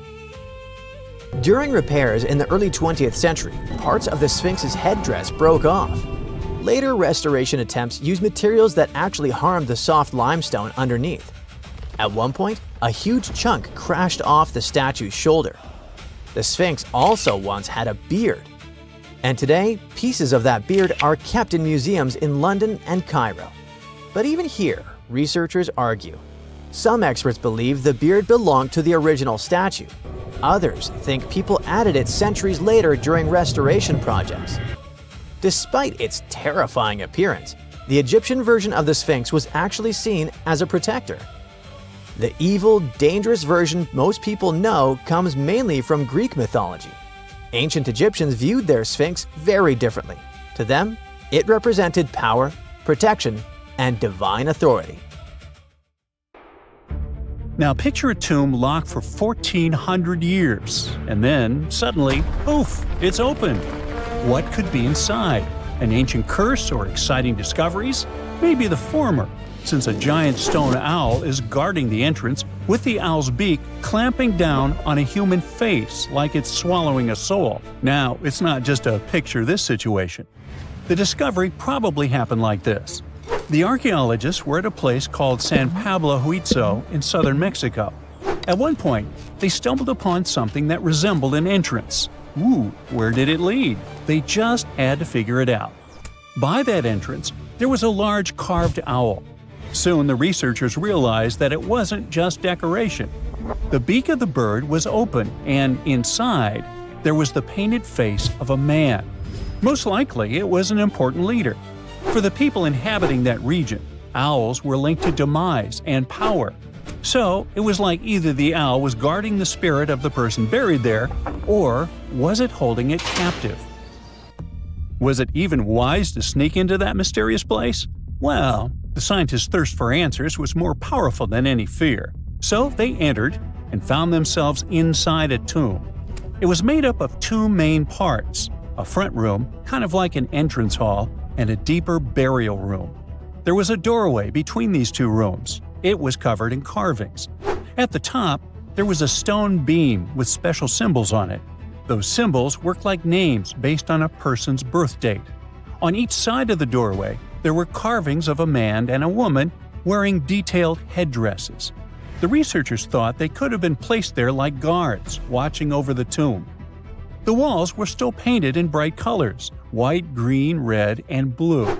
It was an astonishing view, and the paintings actually told a story, showing a funeral procession. People were carrying bags of something called copal, which is basically a tree resin. The locals, called Zapotecs, burned it like incense during ceremonies, kind of like how people today often light candles or incense during special rituals. Besides, the archaeologists found carved symbols that work like a calendar. A bit later, the researchers found out that the tomb was about 1,400 years old. It came from the Zapotec civilization, and what made it so special was how well everything inside was still preserved. It was like opening a time capsule that hadn't been touched for over 1,000 years. Interestingly, they didn't just randomly find it. Officials started looking into the site after someone reported looting. When scientists checked it out, they realized they had stumbled onto one of the most important discoveries in Mexico in the last decade. The tomb dates back to around the year 600, when the Zapotec people were thriving in the area. They were sometimes called the Cloud People, and they built a powerful civilization long before the Spanish arrived. Even today, many people in Mexico still speak Zapotec languages.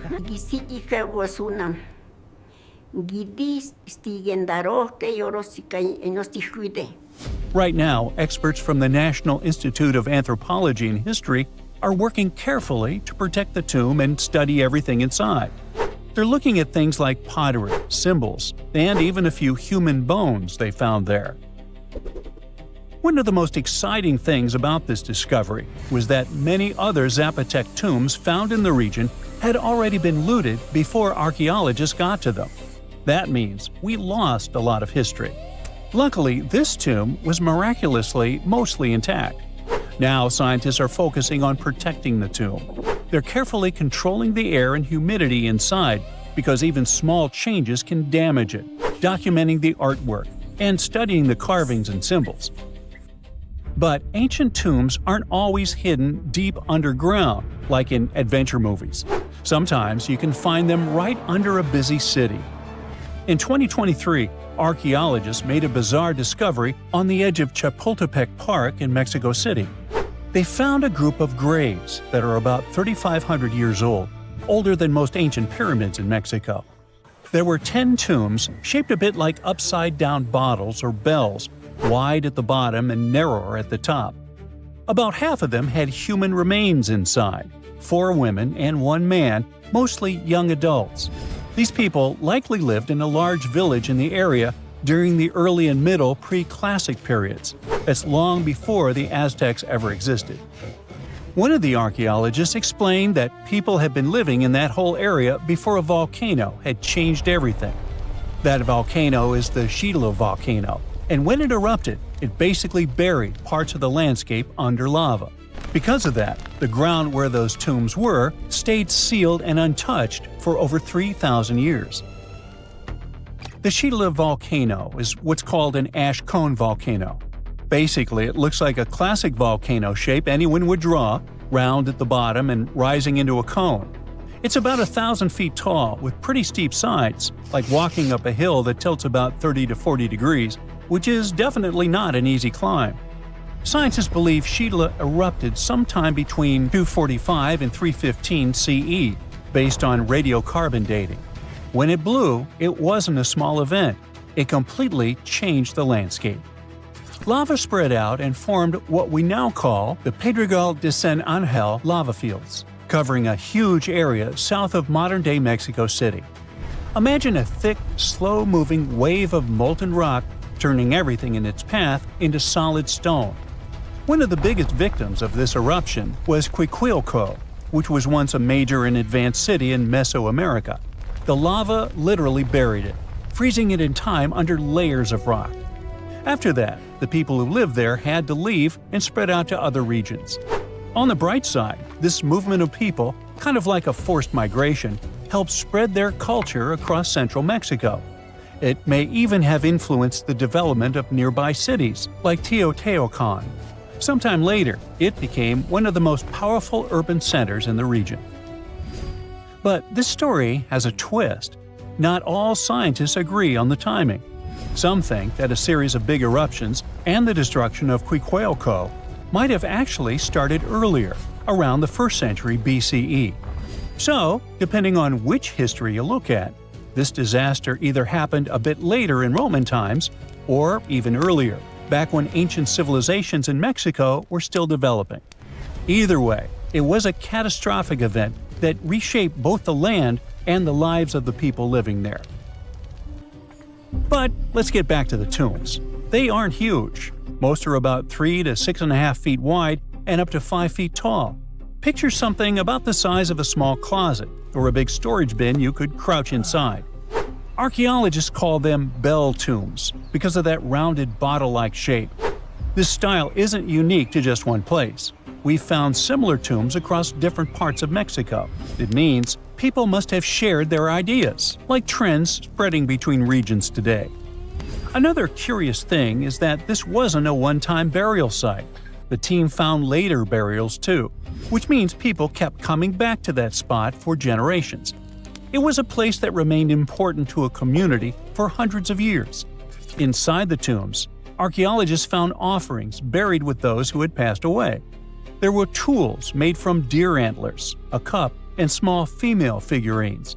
They were probably personal items or symbolic gifts, similar to how people today might leave flowers or meaningful objects at a grave. All those items have been moved to the National Museum of History for careful study. Experts use them to figure out more about how those people lived. Luckily, this isn't the only discovery in the area. Construction work around Chapultepec Park has been turning up all kinds of history lately. In fact, not long before this, archaeologists even found a 16th century cemetery from less than 100 years after the fall of the Aztec Empire after the Spanish conquest. Deep in Petra's Red Cliffs, archaeologists found a hidden tomb. Inside, there were 12 skeletons. They remained untouched for over 2,000 years, and that's a really weird thing. Most tombs in Petra have been looted, so what makes this find stand out? Let's figure it out. This is the ancient city of Petra. Its huge sandstone cliffs are hard to forget. No wonder it's one of the new 7 wonders of the world. The buildings here are carved straight into the rock, and it already makes the place look unreal. But Petra has also been a star in the archaeology world for a long time. Once, Petra appeared in the movie Indiana Jones and the Last Crusade. Some scenes were filmed right in front of the famous building called Al-Kazne, or the Treasury. But recently, something even more exciting happened there in real life. A TV team from the show Expedition Unknown came to Petra to film a new investigation. And while they were there, archaeologists made a huge discovery. They found 12 human skeletons and several ancient objects. All of them were buried under the ground in front of the treasury, hidden there for about 2,000 years. Archaeologists didn't start digging right away. First, they used a special tool called ground-penetrating radar, something like an X-ray for the ground. Instead of guessing where to dig, the machine scans underground and shows shapes that might be tombs or empty spaces. Anyway, when the team looked at the radar data, something interesting showed up. The patterns looked very similar to places in Petra where tombs had already been found before. That was a big clue that something might be hiding underground. After seeing the results, the authorities of Jordan gave permission for the excavation. That's when the team finally started digging under the famous site. And that's how they uncovered the skeletons and ancient artifacts. Interestingly, many tombs in Petra have been found completely empty, because over the centuries, anything valuable was taken by looters, or simply disappeared with time. But this tomb was very different. Inside, the team discovered 12 human skeletons and a few ancient objects. Some of the bones even had mold on them. That happened because Petra is carved into sandstone cliffs. Sandstone is quite porous, which means it can soak up water like a giant sponge. The area sometimes floods, and moisture likely slowly made its way into the tomb. Along with the skeletons, the archaeologists found stuff made of bronze, iron, and ceramic. One object stood out: a ceramic chalice resting in the arms of one of the buried people. It was almost as if the person had been holding it when they were laid to rest. Mysteriously, the cup looked a lot like the Holy Grail from the Indiana Jones movie. The famous building above the tomb, the Al-Khazneh, stands near the main entrance to the city. It's believed to be at least 2,000 years old. This huge structure is carved directly into the sandstone cliffs. Today, it's one of the most recognizable landmarks in the world. But even though the treasury is so famous, archaeologists still don't fully understand its history. One reason is that many of the nearby tombs didn't contain many artifacts, and without things to study, it becomes much harder to figure out exactly when the building was made or how it was used. That's why the team was so excited. The discovery could help them learn more about the ancient people who lived in Petra and built the city. The location of the tomb might already be an important clue. You see, being buried right in front of the treasury was probably a huge honor. The human remains themselves could also tell an interesting story. The skeletons were still lying in their original positions without being moved around or disturbed by looters. That's why scientists can study them much more carefully to learn things like how old these people were, how they lived, or if they were healthy. We could also learn more about the place those people called home, the ancient city of Petra. It was built more than 2,000 years ago by the Nabateans. Starting around the 4th century BCE, this desert city became the center of their kingdom and an important stop for trade across the Middle East. The location helped a lot. Petra sits in a valley surrounded by mountains, and the main entrance is a long, narrow canyon called the Al-Sik. Because the path is so tight, the city was easy to defend and hard for enemies to attack. Thanks to these factors, the city grew quickly.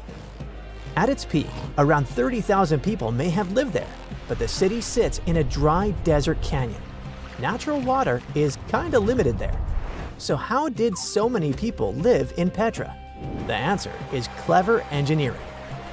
The Nabateans built a water system that was incredibly advanced for its time. They didn't rely on one water source. It was a whole network carved directly into the rock. They cut channels, pipes, and storage tanks into the cliffs. This helped them guide water from nearby springs into the city. It was like an ancient plumbing system built entirely out of stone. Even better, the water didn't just flow straight into the city. First, it passed through special settling basins where dirt and sand could sink to the bottom. After that, the water was stored in large reservoirs surrounded by thick stone walls, which helped keep the water cooler in the desert heat. Flash floods were also a big danger in the canyon.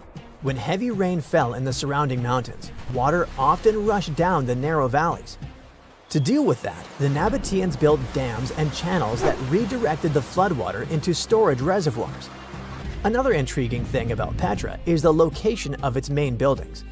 In 2013, researchers found that several important monuments lined up with the sun during key moments of the year, like the solstices and equinoxes. Scientists now believe that the buildings may have worked like giant calendars, helping people track the seasons in a desert landscape. Natural signs of time can be hard to notice there. Another Petra mystery is 3 massive stone blocks, the Jinn blocks.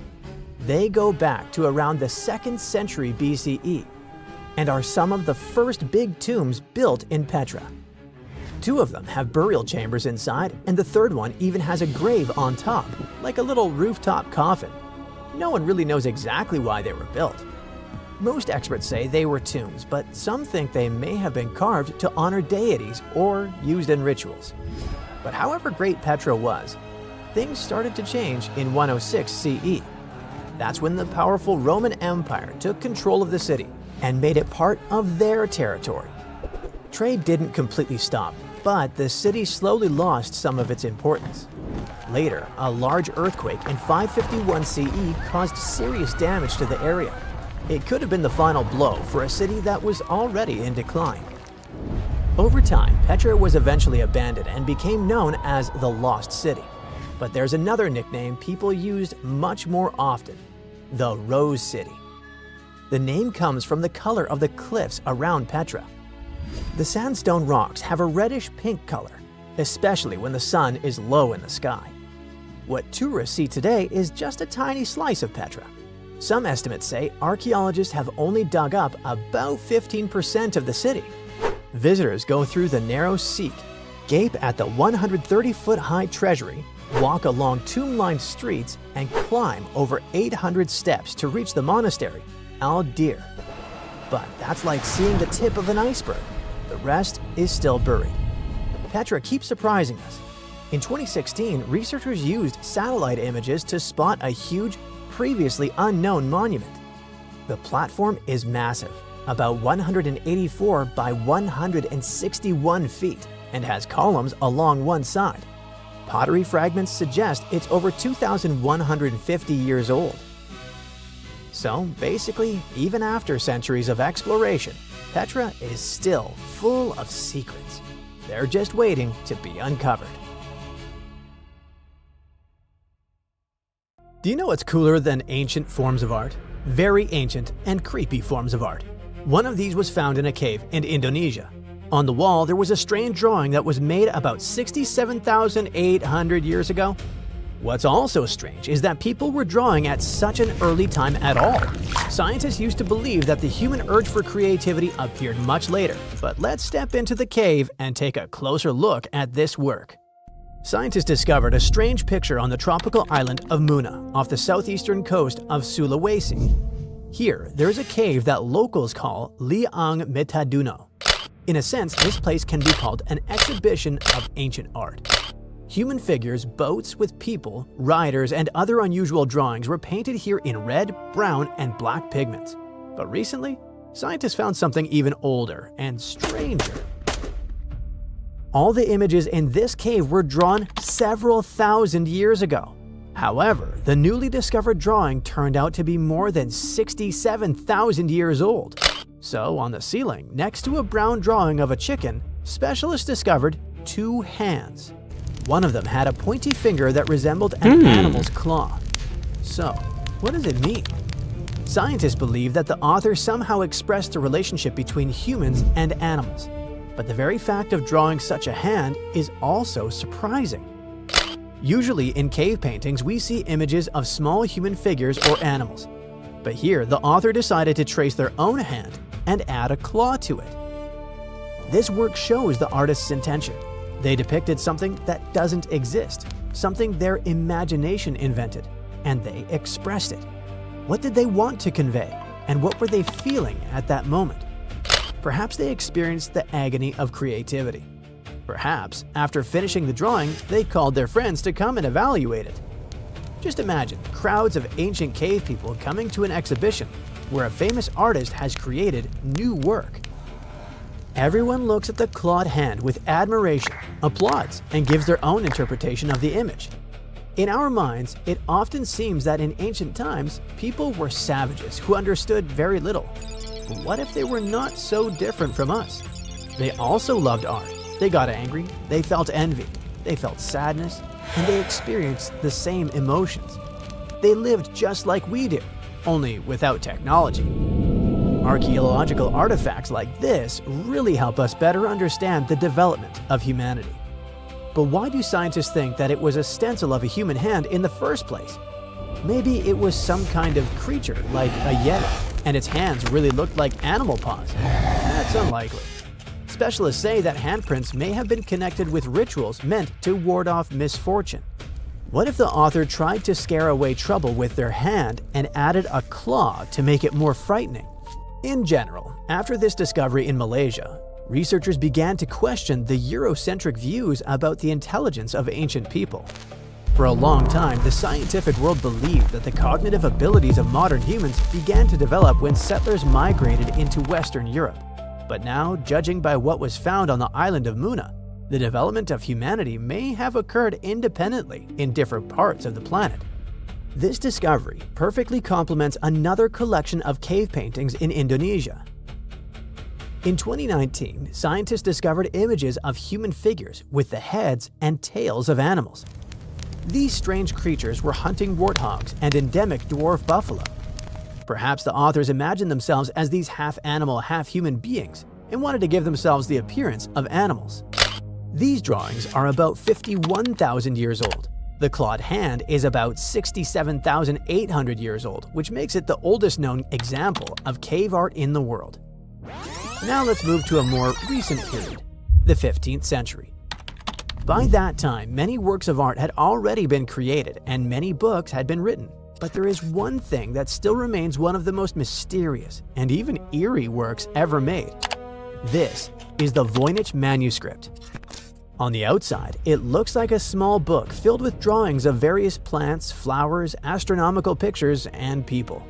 All of these illustrations are accompanied by extensive comments from the author.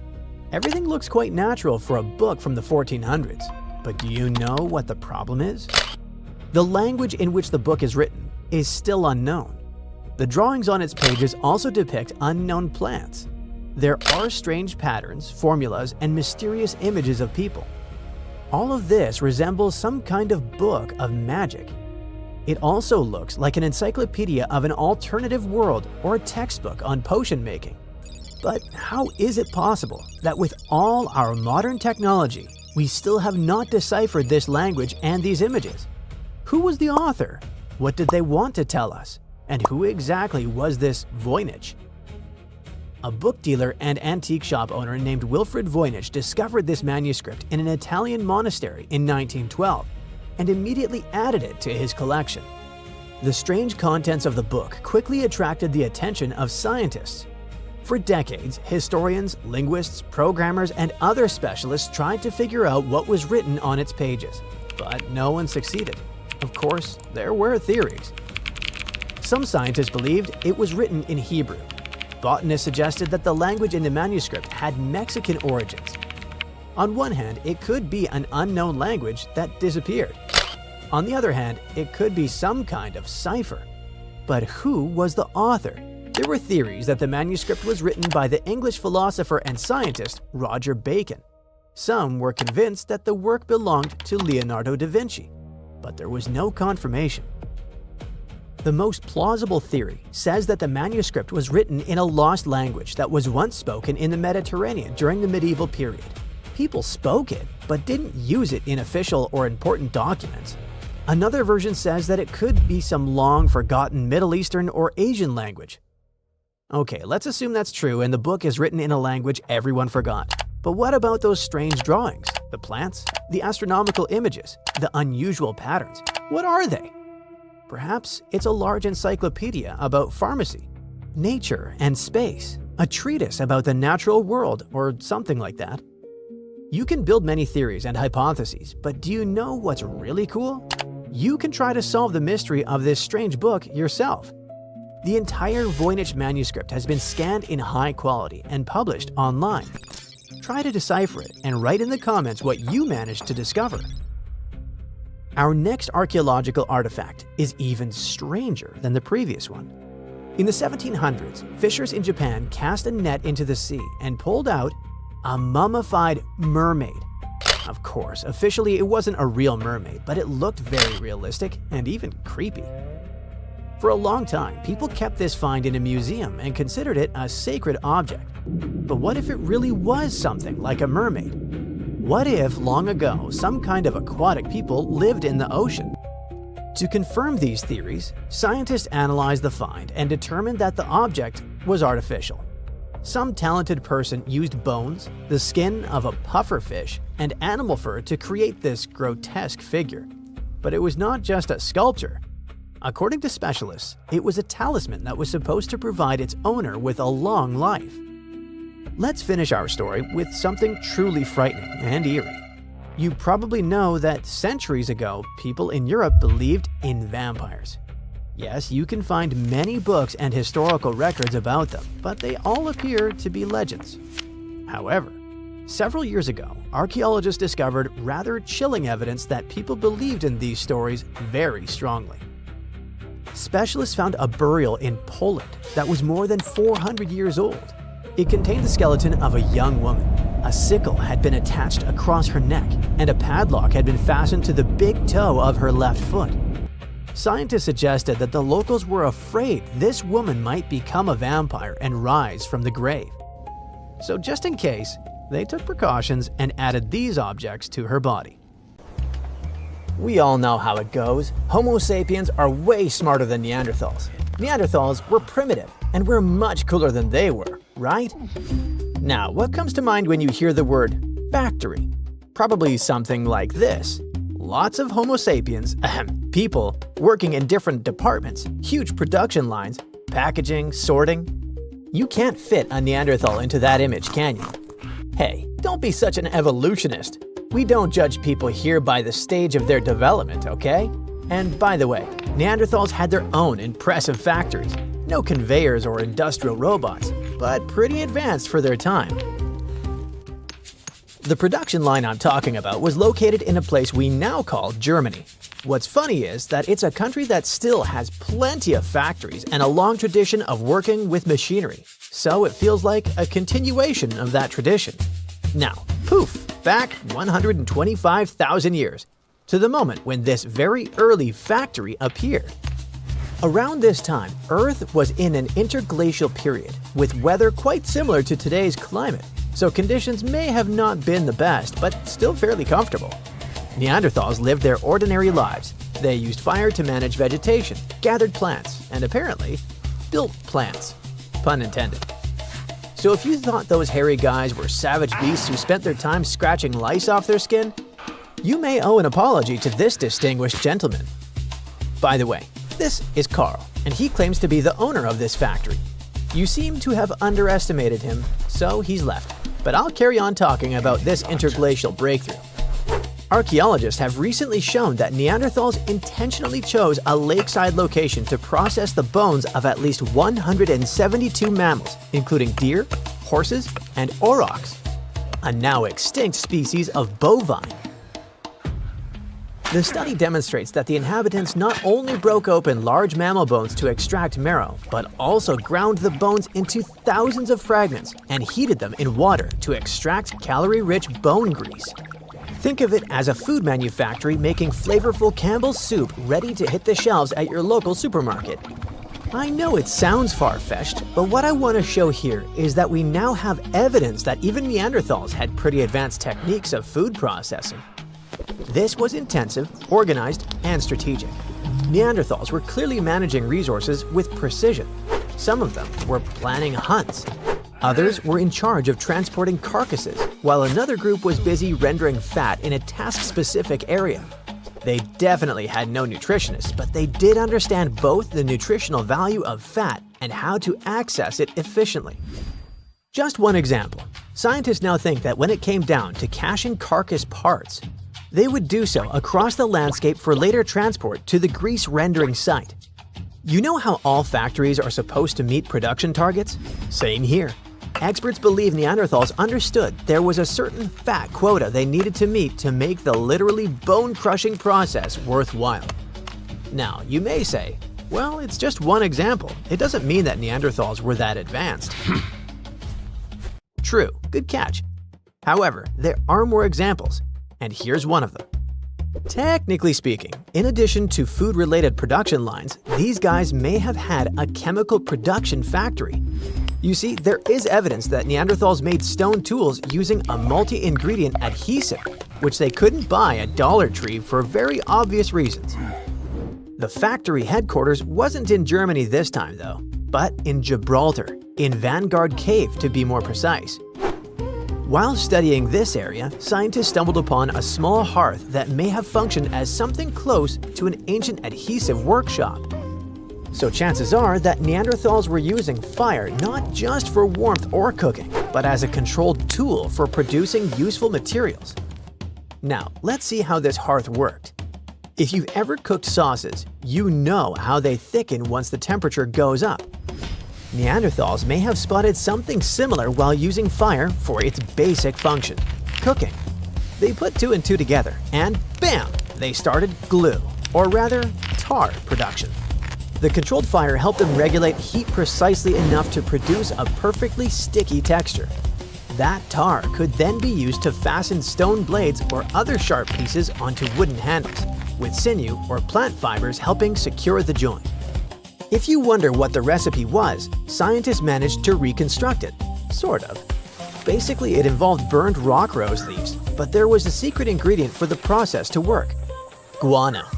Guano is what's left of bat and bird feces once they've decayed.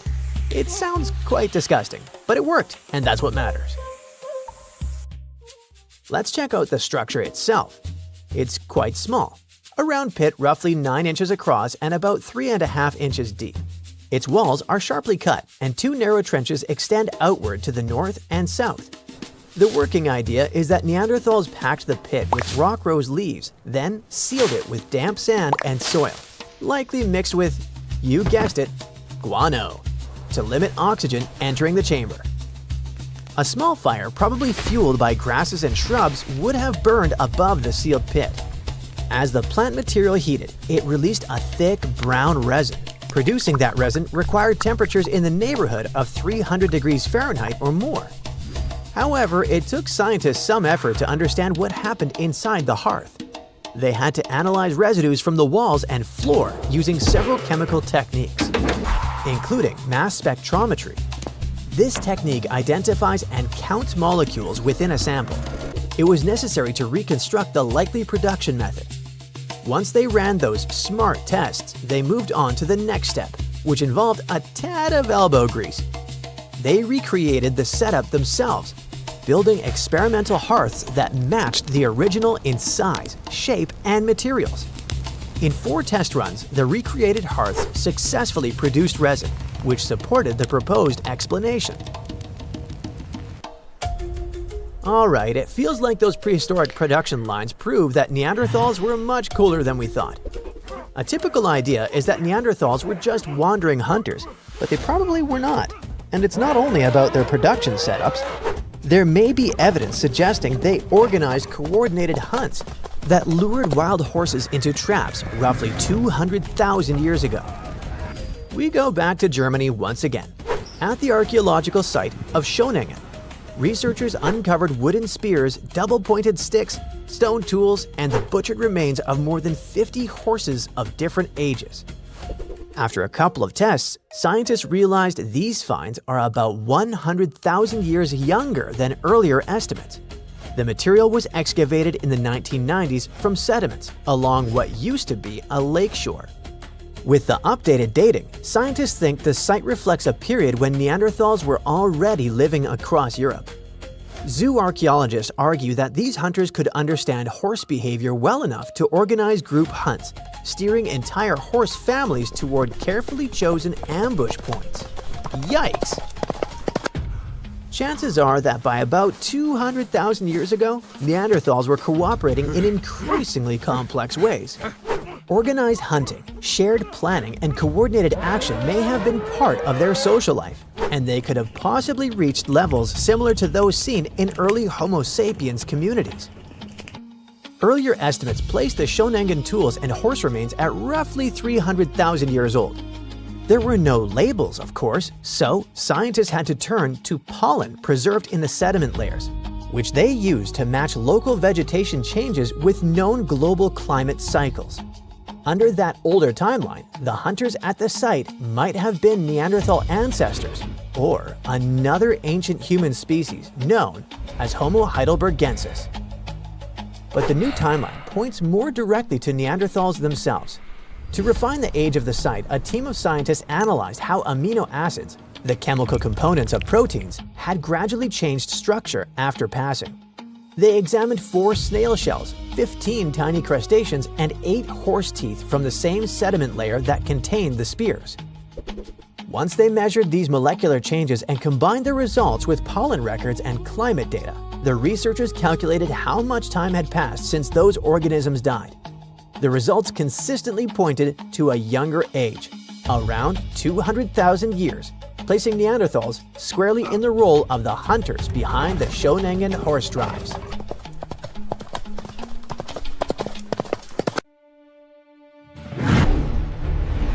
The ocean had a king 190 million years ago, and that creature was just the size of a dolphin. But it still kept everyone else in fear. A fossil collector found its relics in the rock at England's famous Jurassic Coast near a place called Golden Cap in Dorset back in 2001. For centuries before that day, people just walked over it and never noticed this treasure. Then, it traveled all the way to a museum in Ontario, Canada. But it was still there until, in late 2025, scientists realized they weren't looking at just another sea reptile, but at something unique, the only known specimen of its species. The find received a nickname, the Sword Dragon of Dorset, and got the attention of the scientific world. Ichthyosaurus, the group this animal belongs to, spent their lives in the ocean, but they don't have much in common with fish. Think of them as the marine equivalent of dinosaurs' cousins. For millions of years, they ruled the seas the way sharks and whales dominate today. But the sword dragon didn't have much in common with those bad guys. This creature stretched just about 10 feet long and had a pretty unusual appearance. Many ichthyosaurs had thick skulls and strong jaws, which were just perfect for crushing prey. Instead, evolution gave our guy an incredibly long, narrow snout attached to a high-speed body. Researchers think it used that snout to slash through schools of fish and squid and to stun or slice prey before swallowing it. And the eyes of our sword dragon worked like giant camera lenses. They pulled in every bit of light available, so the animal could see in places where most predators would be almost blind. And in the ocean, where sunlight doesn't travel very far underwater, it's a huge advantage. Fish, squid, and other prey drifted through the gloom, thinking they had some cover from danger, and our dragon could spot them without a problem. It also had a pretty unusual skull. Most animals, including us humans, have a small bone near the nostril area called the lacrimal bone. Normally, it's nothing special. But on the sword dragon, it had odd little prong-like projections sticking out from it, something paleontologists had never seen on any other ichthyosaur before. In paleontology, those tiny details are everything. They become clues that tell scientists they're not looking at a completely new species that lived millions of years ago. The sword dragon skeleton survived in almost perfect shape and preserved its three-dimensional form, not flattened like many other fossils. Scientists even think traces of the creature's last meal still sit inside its remains. So, one moment this animal hunted fish in Jurassic waters, and the next moment it froze in time, with its final lunch locked inside stone for 190 million years. The story got even more interesting once scientists began studying the bones carefully. Some limb bones and teeth have strange deformities, which means the animal suffered injuries or disease while it lived. The skull also has bite marks from a much larger predator, probably another ichthyosaur. That beast likely delivered the final blow. But the biggest reason scientists care about this animal so much is that it fills a massive gap in the fossil record.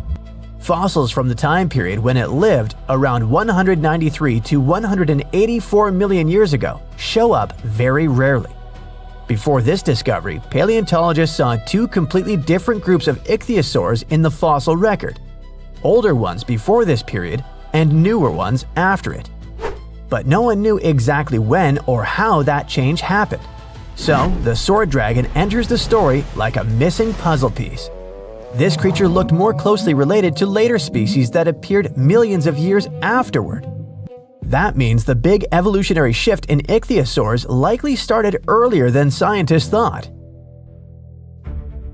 Now, let's leave the ocean and jump to a completely different landscape. One that once baked under the brutal sun of the Sahara. Around 95 million years ago, a predator walked there that looked just as strange as the sword dragon, but it chased prey on land and in rivers instead of the sea. The scientist who led the discovery described this animal as a hell heron. It stretched as long as a school bus and weighed several tons. Its skull had long crocodile-like jaws filled with conical teeth, so it could easily grip slippery fish for lunch. But the really weird part was a crest on its head shaped like a curved blade, a scimitar. It looked so unusual that scientists didn't even recognize the species when they first uncovered the bones in 2019. They only understood what they had after they returned to the site in 2022 and collected more fossils. Researchers find spinosaurs in rocks that formed near ancient coastlines, which clearly shows us that those creatures took their food from the sea. But this one turned up hundreds of miles from any prehistoric sea. The land around it once had forests and rivers instead of desert dunes. That means this giant predator probably went into freshwater ecosystems to look for food there, instead of coastal waters. So it looks like this massive dinosaur was wading through water up to 6.5 feet deep, standing on sturdy legs while scanning the surface for fish. Instead of diving like a crocodile, it likely waited patiently and then snapped its jaws shut in a lightning-fast strike. More than 200 million years ago, another strange survivor swam through freshwater lakes and slow-moving rivers in what is now Zimbabwe, an extinct species of lungfish. Unlike most fish, lungfish can actually breathe air.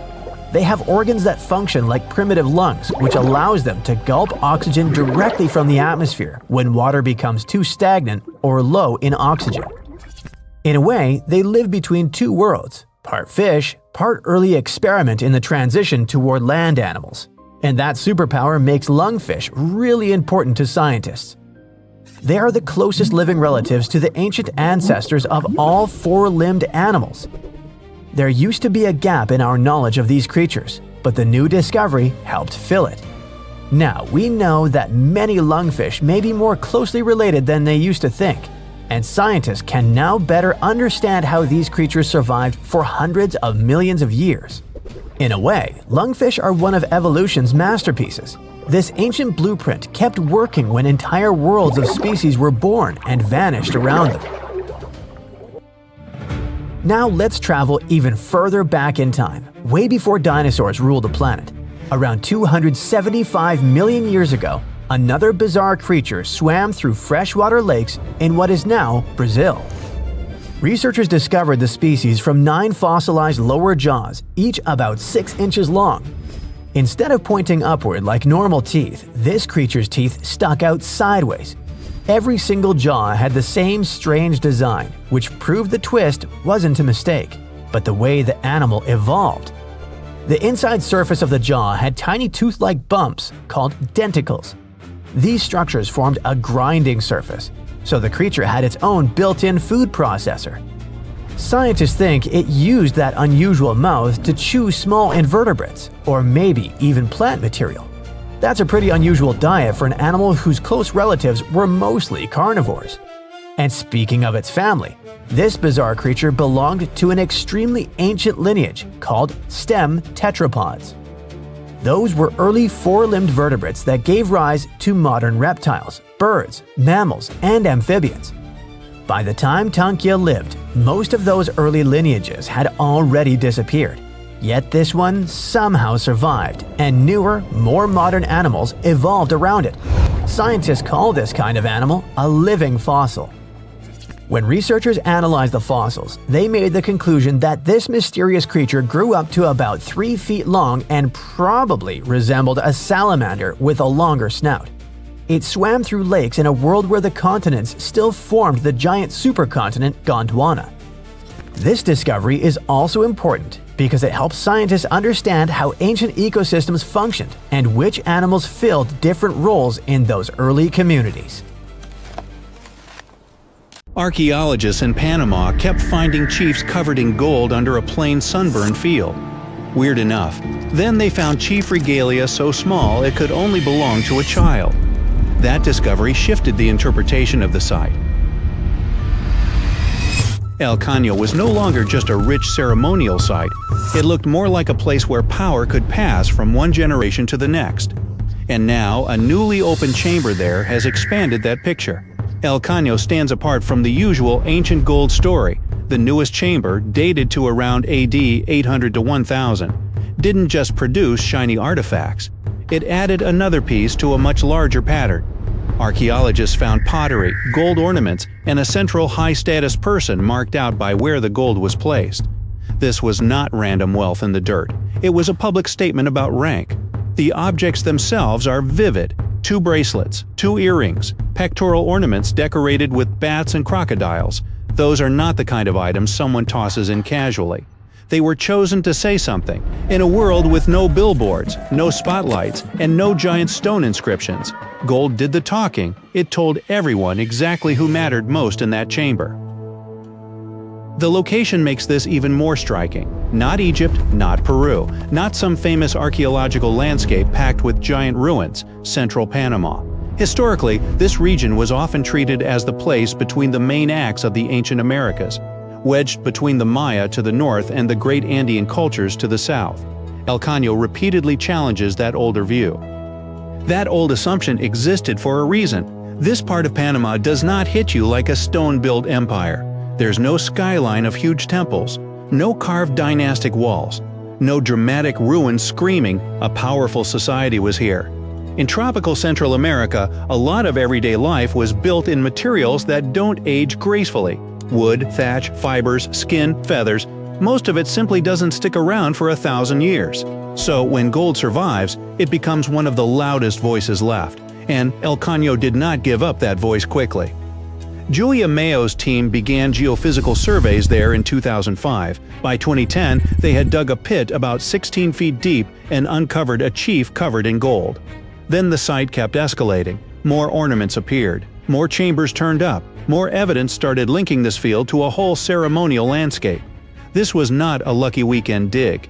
It was years of slow, patient work, turning a quiet pasture into one of the biggest archaeological stories in Panama. The contrast is striking from the surface. El Caño looks ordinary, the kind of place where you'd expect grass, cattle, and heat, not dynasties. But under that ordinary ground, archaeologists found symbols of authority designed to be seen from a distance. Polished gold would have caught the harsh sunlight. Chest ornaments likely flashed when a leader moved. Animal imagery, bats, crocodiles, and other powerful creatures turned jewelry into a visual language of authority. This was status you could spot instantly, and the newest chamber matters because it is not standing alone. Mayo said the site has produced 9 similar chambers and that this was a place where elite individuals were laid to rest for about 200 years. This finding expands the interpretation of the site. One rich chamber is interesting. A ceremonial resting ground used by powerful people across multiple generations suggests something else entirely. It begins to resemble a long-running system.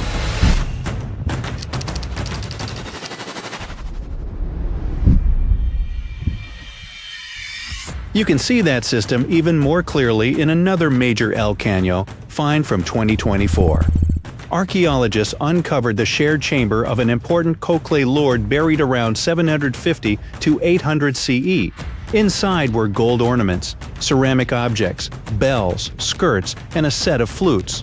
The team dubbed him the Lord of the Flutes, which sounds almost legendary until you remember this is not a myth. It's a real person from a real ceremonial tradition found in the same site. The scale grows even larger around that burial. Researchers found many other individuals placed in the same setting. Reports said the total could reach more than 30 people. At that point, you are no longer looking at one important person with a collection of objects.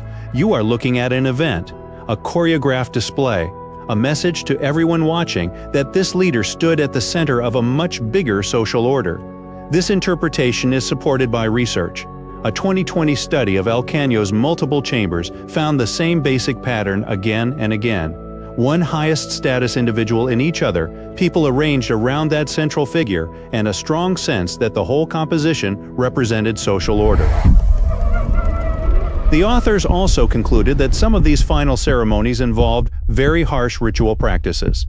The layout itself was part of the performance of power. Now go back to the child-sized regalia, because that might be the strangest clue of all. One of Mayo's earlier breakthroughs came when she realized a set of tiny gold objects was too small for an adult. They appear to have belonged to a baby adorned like a chief. Later, the team found gold arm cuffs on the skeleton of a 12-year-old boy. Both finds point in the same direction. Status here may not have been something a person earned late in life. It may have started at birth. That implication is significant. If rank passed from father to son, then El Caño was not showing us a few isolated leaders. It was revealing a hereditary power system. That means established families, succession, and rules strong enough for an entire community to recognize them. Gold-working specialists had to exist, ceremonial knowledge had to be preserved, labor had to be organized. These were not loose little villages improvising everything as they went. This was structure. It also explains why El Caño feels bigger than a treasure story. Gold draws attention first. The real subject is political sophistication. The objects are only useful because of what they reveal: hierarchy, ceremony, inherited authority, and a leadership class that could stage power in a way everyone understood. Gold is what catches your eye first. The social system is what keeps the site interesting once the shine wears off. There is another reason El Caño matters so much. Less than 2 miles away sits Sitio Conte, the older Panamanian site that had long provided the main evidence for this gold-rich tradition. For years, Sitio Conte was the big reference point. Then El Caño started turning up its own chiefs, its own ornaments, its own ceremonial patterns. Suddenly, this was not one isolated hotspot. It was a broader cultural world, hiding in plain sight across the same landscape. Once you imagine that world, El Caño becomes incredibly visual. No giant stone monuments. Fine, the ceremony can still feel huge. Flutes playing, bells moving, gold breastplates flashing, beads sewn into clothing, animal symbols broadcasting lineage and rank. One early chief found at El Caño wore gold breastplates, arm cuffs, a bracelet of bells, a belt of hollow gold beads, and more than 2,000 tiny gold spheres arranged as if sewn onto a sash. That is not subtle fashion. That is ceremonial theater. Imagine one of these final ceremonies. A leader is placed at the center. Gold catches the light. Music carries across the field. Companions are arranged with strict meaning. Everyone present can read the scene without a single written word. This person held the highest place. These families mattered. This order continues even now. The point was not private grief. The point was public memory and public hierarchy. That is why El Caño changes the history of Panama in a very specific way.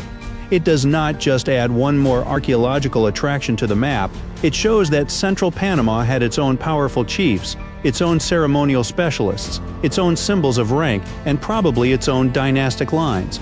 This region was not just absorbing importance from bigger neighbors, it was generating its own, and the site is still making that point clearer. El Caño has already revealed multiple elite chambers across years of excavation, and each new one expands the story. So the key discovery here is not a bracelet, or an earring, or even a chamber filled with gold. It is the realization that an ordinary Panamanian field was hiding a cemetery of rulers and clues to a forgotten power system that had been there the whole time, just waiting for someone to look deeper. We just brought an extinct animal back to life. Imagine hearing a sound that hasn't existed on Earth for 10,000 years. A deep howl echoing across a frozen valley. A sound that disappeared long before the pyramids were built, before cities, before recorded history. For the first time in human history, we might be able to bring back traits of animals that went extinct thousands of years ago. Not through magic, not through cloning dinosaurs like in Jurassic Park, but through something much stranger, rewriting the DNA of living animals using the genetic code of the dead. One of the species often mentioned in this conversation is the direwolf, a massive predator that disappeared roughly 10,000 years ago, at the end of the last ice age. It looked like a wolf, but bigger, heavier, and built for hunting ice age megafauna. And now scientists are asking a question that would have sounded impossible just a few decades ago. What if extinction isn't always permanent? For most of human history, extinction meant the absolute end of a species. Once the last individual died, that was it. The genetic instructions that defined that animal, millions or billions of letters of DNA, slowly broke apart over time. All that remained were bones, fossils, and sometimes fragments of genetic material trapped in ice or sediment. But in the last 20 years, scientists have developed tools that allow them to do something extraordinary. They can read ancient DNA and not dot small pieces. In some cases, researchers can reconstruct nearly complete genomes from animals that died thousands, sometimes even tens of thousands of years ago. One of the most famous examples is the woolly mammoth. Frozen mammoth remains discovered in Arctic permafrost are sometimes so well preserved that scientists can recover large amounts of genetic material from them. Well, to give you an idea of the scale, a mammoth genome contains roughly 4 billion DNA letters. That's about the same amount of genetic information as humans. Reconstructing that genome is like trying to assemble a shredded encyclopedia, except the pages are frozen inside bones buried in ice for 10,000 years. But reading the DNA is only the beginning. The real challenge is turning that information into a living organism. And that's where modern biotechnology enters the story. Instead of trying to clone a mammoth directly, which isn't possible with damaged ancient DNA, scientists use a different strategy. They compare the genome of the extinct animal with the genome of its closest living relative. In the case of mammoths, that relative is the Asian elephant. The two species are surprisingly similar. Their DNA is more than 99% identical. That means the genetic differences responsible for mammoth traits, thick fur, cold-resistant blood, fat layers, are hidden inside a relatively small number of genes. Scientists can identify those genes, and with gene editing tools like CRISPR, they can insert some of those traits into elephant DNA. The result wouldn't be a perfect mammoth. Instead, it would be something closer to a mammoth-like elephant, an animal carrying some of the key biological adaptations of the extinct species. According to the de-extinction process described by researchers working on mammoth restoration, the workflow follows several steps. First, scientists collect mammoth DNA from frozen remains found in places like Siberia and Alaska. Next, they sequence multiple mammoth genomes to understand which genes controlled cold adaptation traits. Then those genes are edited into elephant cells using CRISPR. If those modified cells develop successfully into embryos, they could eventually grow inside elephant surrogates, or possibly artificial womb systems being developed today. If everything works, the result could be animals capable of surviving in environments where mammoths once lived. But why attempt something this complicated in the first place? Part of the answer lies in climate science. During the Ice Age, mammoths were not just large animals wandering the tundra. They were ecosystem engineers. Imagine millions of giant herbivores moving across northern Eurasia.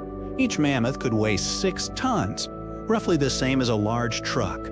As they moved, they knocked down trees, trampled snow, and grazed on vegetation. Over thousands of years, this constant activity helped maintain vast grasslands known as the Mammoth Steppe. At its peak, this ecosystem stretched across an area larger than the modern United States. And it may have played an important role in regulating the Arctic climate. Today, Arctic permafrost stores an enormous amount of carbon, around 1,600 billion metric tons. That's roughly twice as much carbon as currently exists in Earth's atmosphere. If that frozen ground melts, massive amounts of greenhouse gases could be released. Some scientists believe large grazing animals might help slow that process. By trampling snow and promoting grasslands, they could help keep the ground colder. In other words, bringing mammoth-like animals back might not just recreate an extinct species, it might help stabilize entire Arctic ecosystems, at least in theory. Of course, not everyone agrees this is a good idea. Introducing genetically engineered animals into modern ecosystems raises a lot of questions.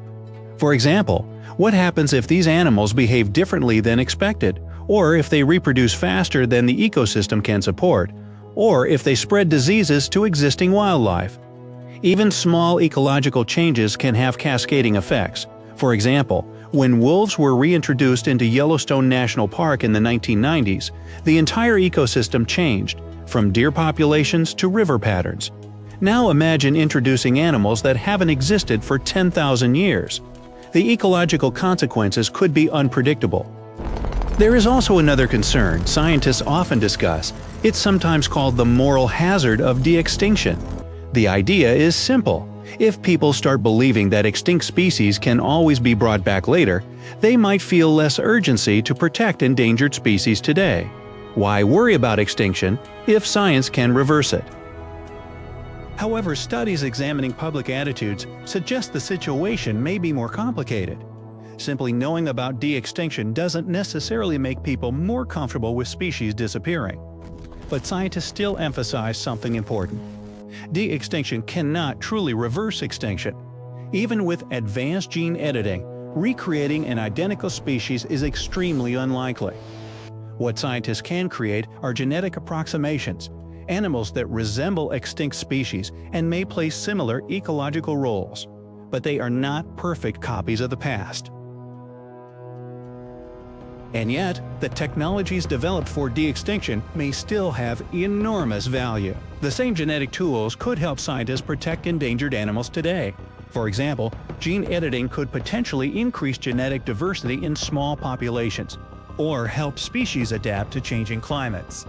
In other words, the real legacy of de-extinction might not be resurrecting lost species. It might be preventing future extinctions. For thousands of years, extinction seemed like a one-way door. Once a species passed through it, there was no way back. But modern biotechnology is beginning to challenge that assumption. Scientists are not bringing Ice Age animals back exactly as they once were, but for the first time in history, we may be able to restore parts of their biology, and maybe even parts of the ecosystems they once shaped. And that leaves us with a question humanity has never had to answer before. If we gain the power to partially reverse extinction, how carefully should we use it? 40,000 years ago, someone scratched a few tiny lines and dots onto a piece of bone, and that little mark might be the oldest hard drive humanity ever created. Scientists now believe those Ice Age people weren't just doodling, but recording real information, structured, organized, repeatable data. And this discovery completely shifts the timeline of human intelligence. For decades, archaeologists kept finding strange symbols carved into Stone Age tools and sculptures. Those were simple shapes like crosses, dots, short lines, and tiny notches cut into bone or ivory. Explorers kept finding them in caves across Europe, including Germany, France, and Spain. They showed up on carved animal figurines, tools, and ornaments.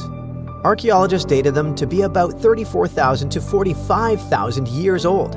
That means people created these symbols during the Ice Age, when glaciers covered huge chunks of the planet, and mammoths still wandered the plains.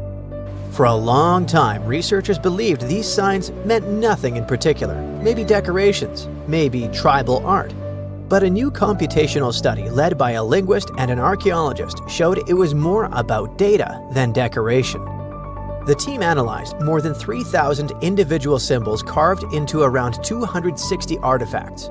They studied every mark and fed them into statistical models, the same type of mathematics researchers use to study language patterns or train artificial intelligence.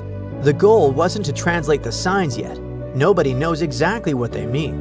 Instead, the scientists looked at something called information density, which means how much meaningful data you can store in a sequence of symbols. When the researchers ran the numbers, they saw that the symbol sequences had almost the same information density as Proto-Cuneiform. That's the earliest writing system known from ancient Mesopotamia around 3000 BCE. It was roughly 40,000 years later. So, some signs in these Ice Age carvings repeat again and again in predictable ways: cross, cross, cross, line, line, dot. That repetition resembles early data encoding, where patterns repeat because they store structured information. The researchers also analyzed the entropy of the coded messages. Entropy measures how unpredictable a sequence is. High entropy means lots of possible combinations, like a complex password. Low entropy means predictable repetition, and it looks like the Ice Age symbol systems have entropy levels very close to early Proto-Cuneiform tablets. That means the amount of information those carvings could store roughly matches the earliest writing records from the first cities. It proves that humans didn't just suddenly invent writing out of nowhere 5,000 years ago. Instead, humans spent tens of thousands of years experimenting with symbolic encoding systems and gradually increased their complexity until true writing was finally invented.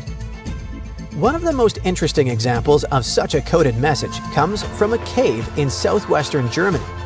Archaeologists discovered a tiny mammoth figurine carved from mammoth tusk ivory, small enough to fit in your palm.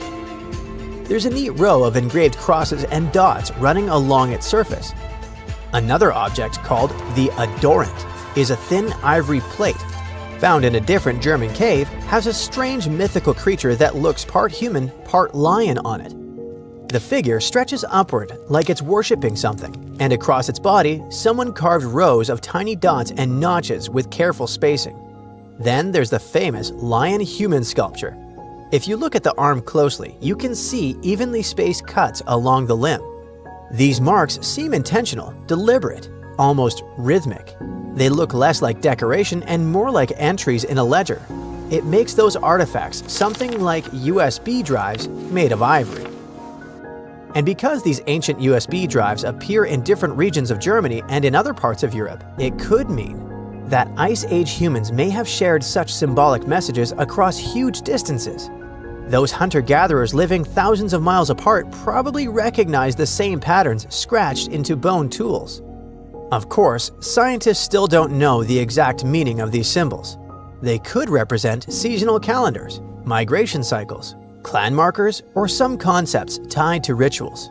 So the most important discovery for now isn't the translation, but the structure of the signs that behave like a system.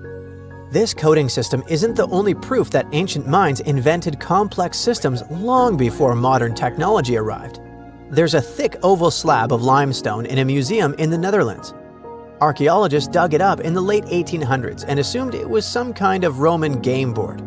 The problem was that nobody could figure out the rules. The carved lines didn't match any known ancient game. Only in 2026, researchers finally solved the mystery with help from artificial intelligence. If you look at the stone closely, you can see that certain grooves on it are slightly deeper than others. It means that people slid pieces across those lines repeatedly, and the stone wore down over time.